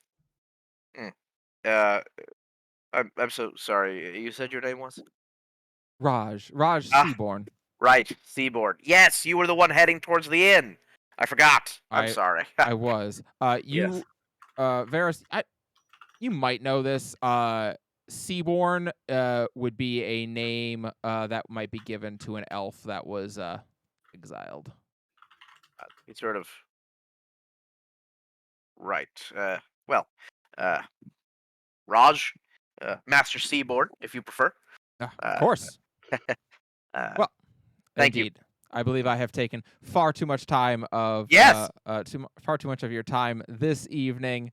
Right. And I can see that you and your daughter have quite a day ahead of you still. Yes, I don't correct him. Right. Correct. Yes. Well. Yes, you're just getting along. He's not my dad. He's a companion. Mm-hmm. That's absolutely right. He looks to you, Varys, and goes, "A bit young for you, isn't she?" Varys doesn't get it, and neither does Melody. There is the bond of friendship is something that transcends age, and Cerberus does not realize how creepy that sounds. Oh. Yeah, Raj looks at you with that and is just like, he gives a look to Melody that says, "Blink twice if you need help." Cerberus doesn't like that he's staring at Melody and steps in front. I'm sorry. He gives a look that just says, like, "Do you need help?" He takes a very dramatic step in front of Melody, who I believe is taller than me. And yeah, she is, definitely. All I've noticed is that he's staring at her, which I also am not a fan of. Right. So, you were going, Master Seaborn? But of course. Butter. Butter! Right! And she kind of like holds out her hand. He nods graciously, but declines. And nods. Well, then, as he turns and starts to walk away, he holds his hand up in the air and waves. "I do hope we'll get to play again together sometime, Melody." And he makes his way up the road towards the inn. We're not interested in any of that gentleman's reindeer games, are we, Melody? I don't think so. I do not think so. It didn't even take a lady's gift. Offered him perfectly good butter, and he rejected it. Absolute cad. Well. Yeah, I'm still kind of confused what I'm supposed to do with this. Whatever you wish, Melody. Are you all right? It's fine. He's sort of looking her over, making sure that nothing of her frock is sort of out of order. Kind of fussing. Frock? To Varys, people either wear armor or frocks. That's the two things that he understands. Oh, okay. And Melody's gonna kind of like look at him and go, "Oh yeah, we played music together. He was really good." Sir Varys's eyes grow wide. You played music with him. He's a Uh-huh. musician. Sir Varys takes a big sigh as if this is the worst news he could have received. No I see. daughter of mine. What does the young man play? May I ask? Oh, he plays a guitar. Well, of course he does. Of course he does. Well, you know, I he mean, would, I play a lyre, a lute, a flute, and something which that you are goes. very good at. Let me guess, respectable. you touch Wonderwall. I'm sorry, Incredible. Melody, could you repeat what instruments did you say you play? I play the lyre, the lute, the flute, and something that goes toot. Yes, Oh, that's quite cute. You know, Melody, you are such a good, wholesome, pure person, and that's why you have to be careful with who you Oh no. you know do duets with. If you get my meaning. So Oh no, it was I kind of just joined in his performance, and he even let me when I kind of almost fell flat on my face, he really helped me out.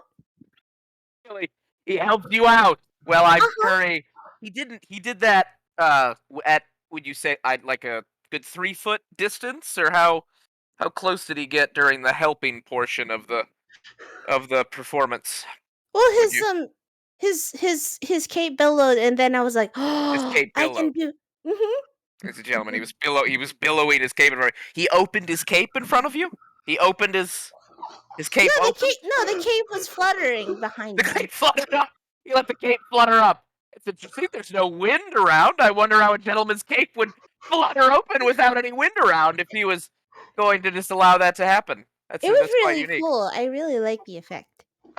Well, Melody, I understand how a young woman would like flashy effects like that, but you have to understand, you're a musician, and I think it's good that maybe you stick to the scales and the basics for now, and I think he plays a very different type of music, don't And you? Melody just kind of like looks at her arms and goes like, scales like these? No, not like those melodies. Those are good, clean, pure, wholesome scales that don't wander around, frolicking. He turns around and starts walking away, frolicking with their blowing capes wherever they want, playing games with people's hearts, walking around and ignoring maidens' favors when they offer him perfectly good butter. All hair, it is absolutely ridiculous. I can't even understand. He's walking further and further away. who hurt you, Varys? Oh my god. All right. Melody, as you were left Yes. there for a moment, another man approaches you from behind. This one is... Sir, did you say another man approaches her from behind? I did. Sir Varys goes nuts. Everyone in this town is dead except for Melody. He's losing it. No, he There's doesn't. He's a away.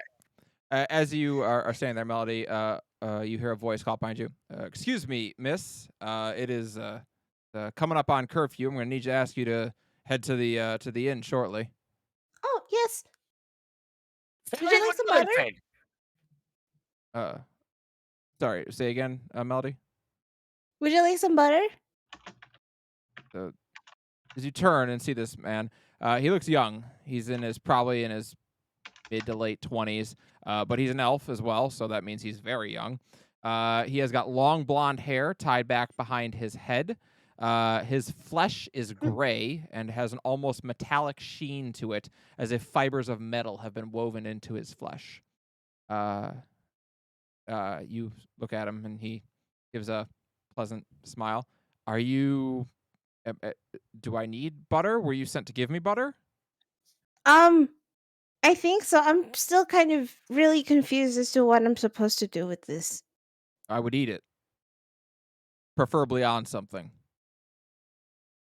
No, On I meant who? they told me to butter people up. So Who told you they to gave butter people up? and she kind of like points at the retreating figure of Cerberus. Cerberus' arms are still waving around. Some noise coming from him. Ah, you must be the ones I heard about from Mina's Grove, the ones who fended off the bandits, right? Yes. Well, it's nice to meet you. My name is Lieutenant Rayner. Oh, do you know a Captain Sagelin? Yes, Captain Sagelin is my boss. He's the one who sent me here. Oh, well, they sort of sent us here too. Yes. Well, then I should probably talk to all of you. May I accompany you to speak with your friends? Mm-hmm. I think one of us stayed behind to guard the cart and mine. Excellent. Lord knows it needs needs guarding. And he nods and walks alongside you.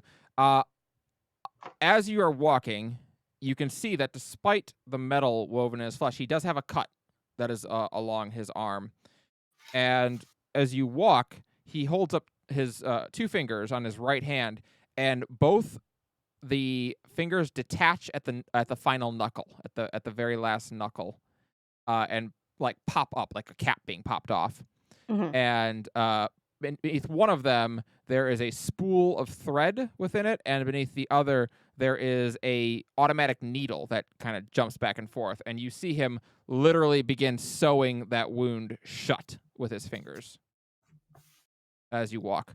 So Is you it got rude to stare as he's doing this? Like, I mean, Melody's not really sure. Like, it's always rude to stare, but he's probably used to it.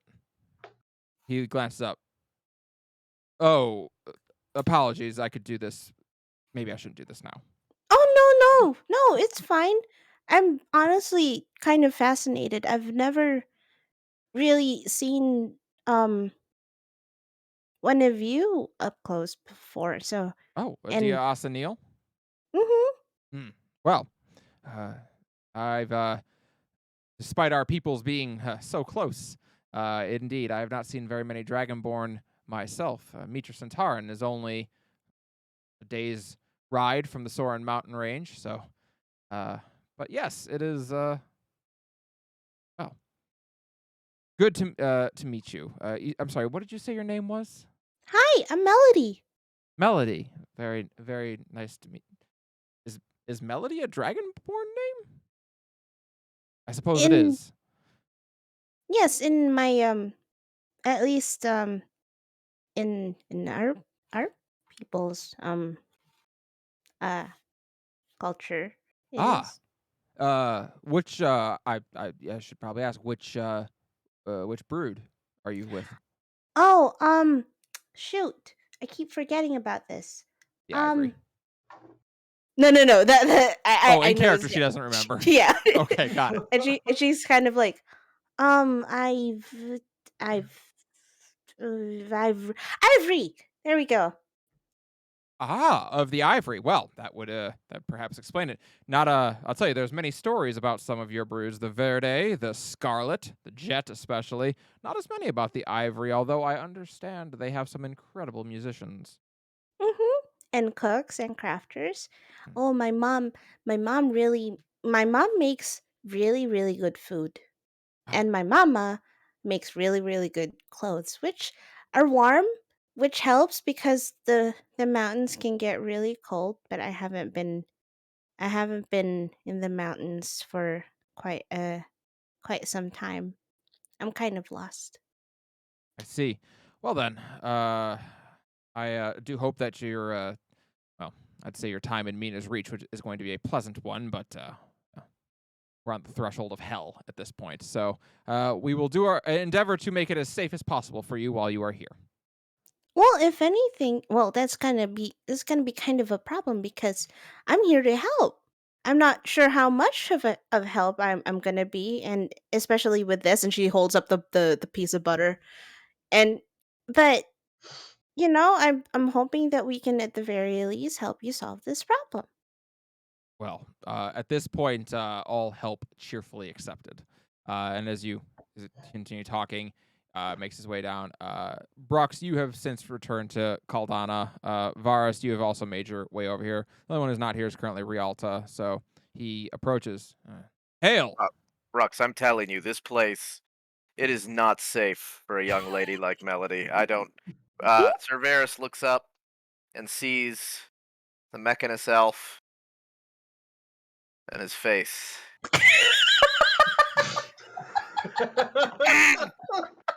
He stands up. Excuse me, sir. Believe that you'll find that young lady is already part of a band. I asked her to escort me to you, but fair enough. Of course. Melody, could you come do your solo over here, please? Thank you. Of course. Well, allow me to introduce myself. I am Lieutenant Rayner. I am the acting officer in charge here at Mina's Reach for the time being, until we can reestablish ranks when we get back to Mina's Grove. So, very nice to meet you. I understand we have you to thank for this caravan arriving. Cerberus doesn't say anything. I'm sorry we couldn't get everyone here. Given the circumstances, I am pleased to have anything here, much less as much as you were able to bring. We need the supplies and we need the people, to be frank with you. Well, he looks to Caldana. I trust all is well within the mines. Quiet? Nothing's come out, at least. Well, that is better than most days, then. Very well. You were sent by Captain Sagelin? Yes. The troubles have been going now for 14 days, 2 weeks. We've been here for 10. It has not been a good 10 days. We have not had the strength to even venture into the mines. The best we've been able to do is, well, hold things off here. Between the walls and a watch overnight and good alarms, we've managed to keep the casualties to, well, what you've seen versus slaughter. These Yeah. these monsters, you've been fighting them. When they come out? Particular weaknesses or things to avoid. Goes to look. Is there any particular? I already heard about them burning up. They can do a lot of strange, tricksy things. They can turn invisible, which is frustrating. I don't like that. What else? They can change shape into small animals. Cerberus raises his eyebrow and looks at the window. Are there any small animals outside? Well, you're currently outside. We so... are outside. Well, I look out the window of my eyes then, Callie, Okay, fair enough. at the world around me. Yeah, you see some It's rats raining. and Are we stuff. standing here in the rain like a bunch of schmucks right you now? are currently standing in the rain, yes. That's ridiculous. To that end, as he's answering your questions, he will say to you, it is past curfew, so I'm going to have you go up to the inn. In the morning, we can see about... You really intend to go into that mine? We do. Yes. Then in the morning, I will see to it that the barricade is opened enough for you. Until then, take a night to sleep. Rest well. You will need it. And as he starts walking you back up the path towards the hard place, he answers your questions, whatever you may have. I ask him why he's defiled his body. Do you ask him that? No, I don't. Just checking. I was gonna say, if Ferris opens his mouth, I am Hovering Sir- up. Oh sir- my god. Cerberus believes that he has tact. He So- just didn't know a lot about the tieflings, okay? He So does know what these elves do, which is wrong. That is fair. Cerberus, you would know quite a bit. If anyone wishes to make a history check about the Dia Asanil, I would, of course, allow you to do so. I would actually. Melly, you may make a history check. I know jack shit. Jack shit, I believe, founded the Dia Neosinil. That is him. Yeah, all right. maybe not. All right, go ahead. Jack shit's been going around lately. Damn. It has. 10 plus We 12 gotta total. destroy chaos. The 12, okay. All right. So, Brox, I will grant you one question about the Dia Asanil, and here's what you all know about them. The Dia Asanil are a relatively young race compared to all the others. The only other race that has come into existence around their time would have been the gnomes, which all appeared on Terrasen in the 3rd century, it is believed. In reality, they were starting to be recognized in the 4th century because for a long time people just thought they were dwarves. So, anyway, racism's great. The Dia Asanil appeared sometime in the late 300s, early 400s. It is said that a handful of Dia Anadwir, nature elves, became enamored by the gnomes when they arrived on Terrasen and their mastery of machinery. Sorcel. Yeah, ensorcelled, as Cerberus would say it. They had a great mastery of machinery, and they came to start believing that perfection could be found not through crafting and creating things from the earth, but through the perfection of the self, through the perfection of one's own body. And it was they who gave birth to a brand new form of magic known as technomancy. And with it, they use this technomancy to create technoprosthesis, which allow them to augment their bodies. Brox, I will grant you one question about the Dia Asanil.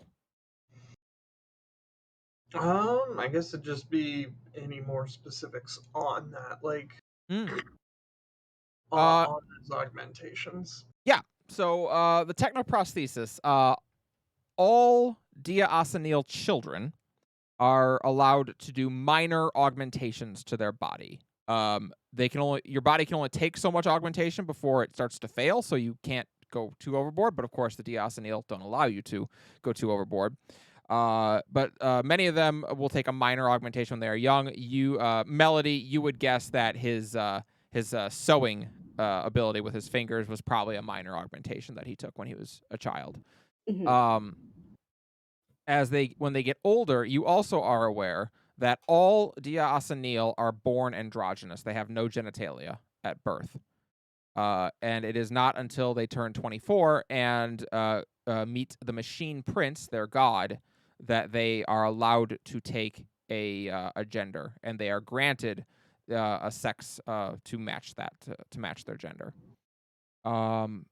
You also know that at that age is when they are allowed to take a major technoprosthesis, which would be a massive augmentation to your body, and you don't need to look at him for very long to guess what his is. He has these metal fibers weaved into his flesh that are clearly making him tougher.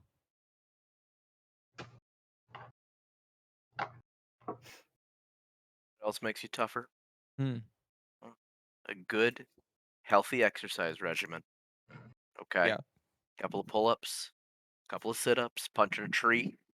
When you get up in the morning, all right, with a good protein shake, a couple of eggs. Okay. None of these steroids. That's right. I don't know about all this. Back in Varys's day.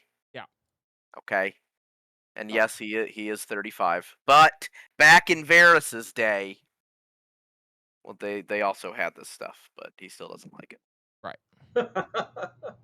So, you are taken up the road. Just north of the housing district sits the Hard Place, a 2-story inn and tavern. It's got a stone base, although the second story is made from wood and looks like it was added after the initial construction. The roof is mostly thatch, and balconies extend out from some of the upper rooms. The inside, as you open the door, the inside is rather quiet. There is a tiefling with raven black hair, and notably, a scar in the center of her forehead where her tear of the goddess should be, is standing behind the bar. She stands behind, and the bar counter is cleaning a glass currently. Most of the tables are empty, save for one with 2 men in studded leather armor and wearing the crest of Mina's Grove. They both have drinks in front of them, but they are not speaking. Brooks. Wait, Brooks, are you the one with the sword that has the tear in it? Nope. Nope, That that's would be Caldana. Caldana, you're gonna want to put that. You can't. This lady's gonna try to steal that tear from you. Clearly, so It I is would hide. also, I mean, and notably, Caldana, of course, has a tear of the goddess in her forehead as well, as do all tieflings. Right. Except that This Caldana girl does also not. has one. Right, but Caldana has one in her sword, which she She's got clearly an extra. stole It's from up this for young lady. grabs. Do you say that to Caldana? I don't need to say it. It's obvious. Okay, I'm just Okay. wondering if you say that out loud. I don't, but I do look That's good. dramatically at the young woman's head, to the sword, and to Caldana with eyes that say, "You gotta hide that. She's gonna try to take it back." Caldana's eyes say, "I'm gonna punch you in the face." Unfortunately, Cerberus has a terrible ability to read faces. So he assumes that Caldana is simply exuding confidence. So you are allowed in, and Lieutenant Rayner walks over towards this person and nods. Karina, these are guests of the watch currently. They've been sent from Mina's Grove. I would consider it a personal favor to the guard here were you to not charge them for a room this evening. Karina is the operator of the Heart Place. She is a relatively small tiefling, lithe with brown hair that is no longer than a knuckle's length. It's almost shaved. She bears many of the same traits as all tieflings, with her crimson red flesh and bright amber eyes. However, of course, she does have a scar where her gem should be. But she looks up and looks to the lieutenant. Well, as long as you're willing to explain to the owner why we're not charging them, I see no reason to deny you. Lieutenant Rayner nods. You can be rest assured he won't care. He's currently in triage. He nods. Very well. And she looks to you all. 5 rooms then? Or 4 rooms then? Melody, like during this conversation, has been fiddling in her pouch, ready to pull out a gold for her for her room. Yep. You don't seem to need it. Because Rialta's already set up, right? Yes, Rialta's already upstairs sleeping. Okay. We don't all the rooms are currently vacant, so it doesn't really matter. Not a whole lot of tourists coming through the reach right now, and no miners. So it's just basically guards, and they're all in the room in the houses. So So you keep your rooms on the second floor where the stables normally are? he looks at you. But the stables are down by the entrance. It's a traditional way to do it, I suppose.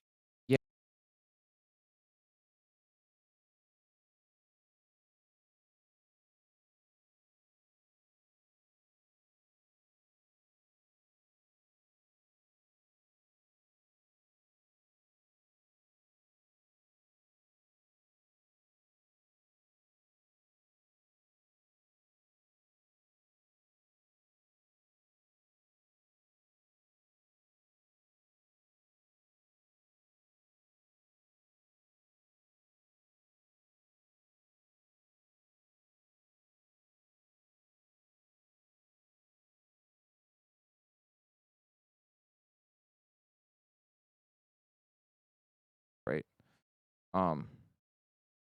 Wait, that might have done it. We might be back. Maybe. I don't know. Are we back? Did we do it? Hello? Hello. I think we're back, but I'm not sure. I don't. Oh, Hey. yeah. Okay, yeah. It's Mine was on. Mine was loading. delayed out. Yeah, mine's got There a we go. big. Yep, it's not back. loaded yet. Oh, hold on. Come on. Come on. You can do this. Big We've all just been passing around internet troubles all night. I'll say, good golly, Miss Molly. You are still robot-y on my end, so I don't know if our connection is really strong over here. And we got some drop frames, that's for damn sure. What do you mean over 25%? If you mean over 25% by you mean 100% when it didn't work. I mean, the math checks out. 100 is greater than 100 25. is greater than 25. That is true. Hard to argue with, but it doesn't piss me off any less. Wow, look at that bit rate. It sucks. I think we're back. Do I sound okay?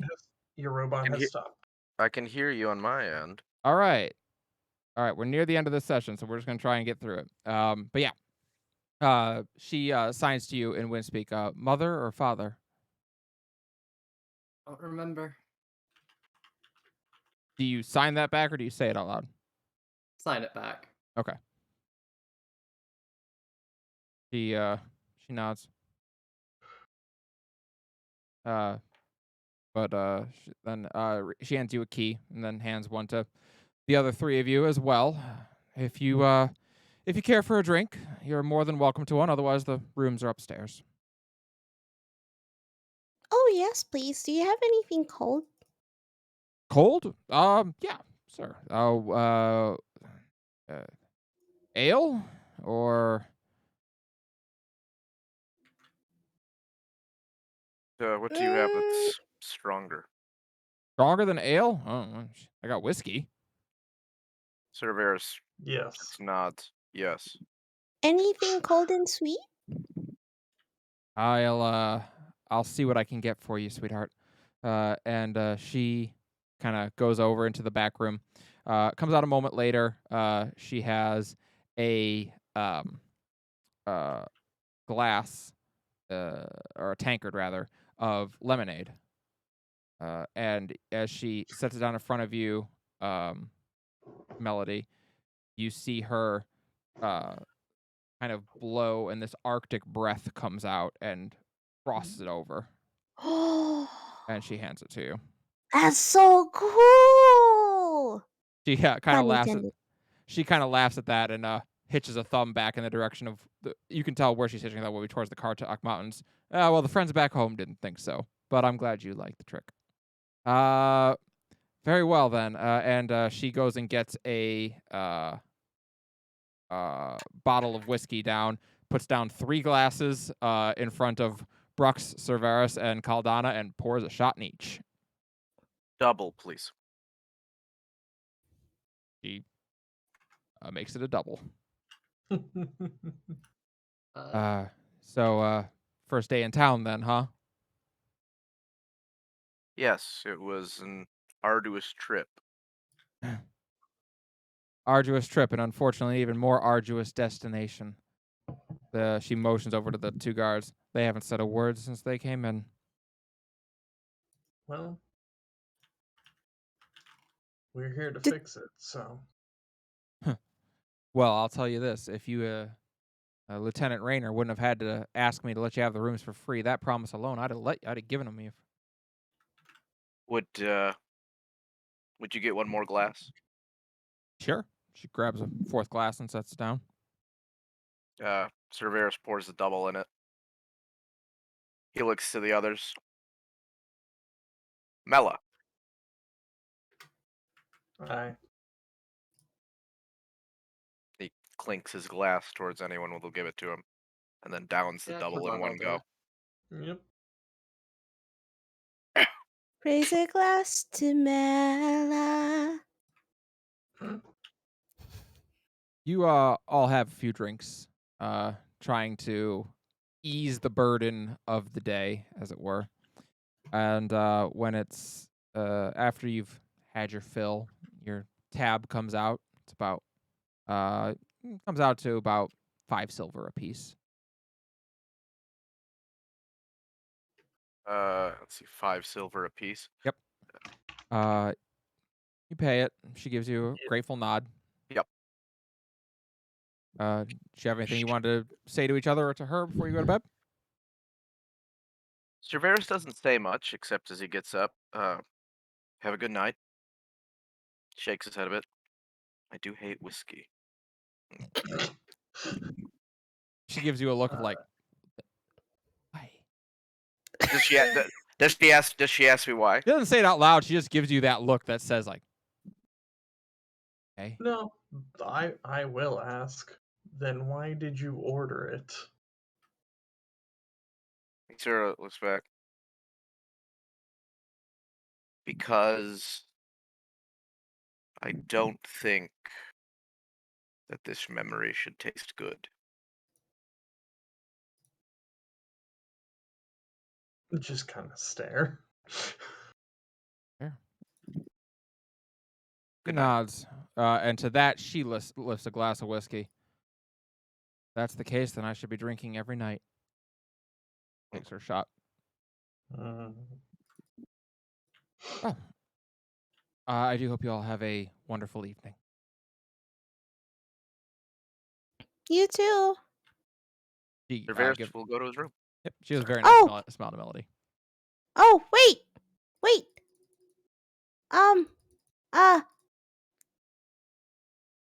Do you need butter? She glances over at you and blinks. Actually, yes, if you have some.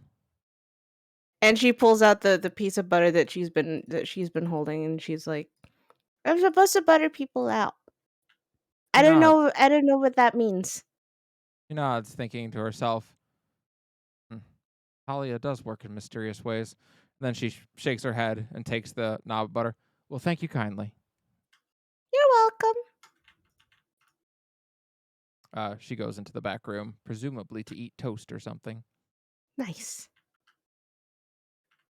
And you all head up to Caldana- your room. Oh, sorry. Caldana's gonna do something she knows is stupid, but she's had a couple drinks. She's gonna Okay. look at the sword and try to remember. Oh no. Oh, I wouldn't do that. Okay. Let me think. All right.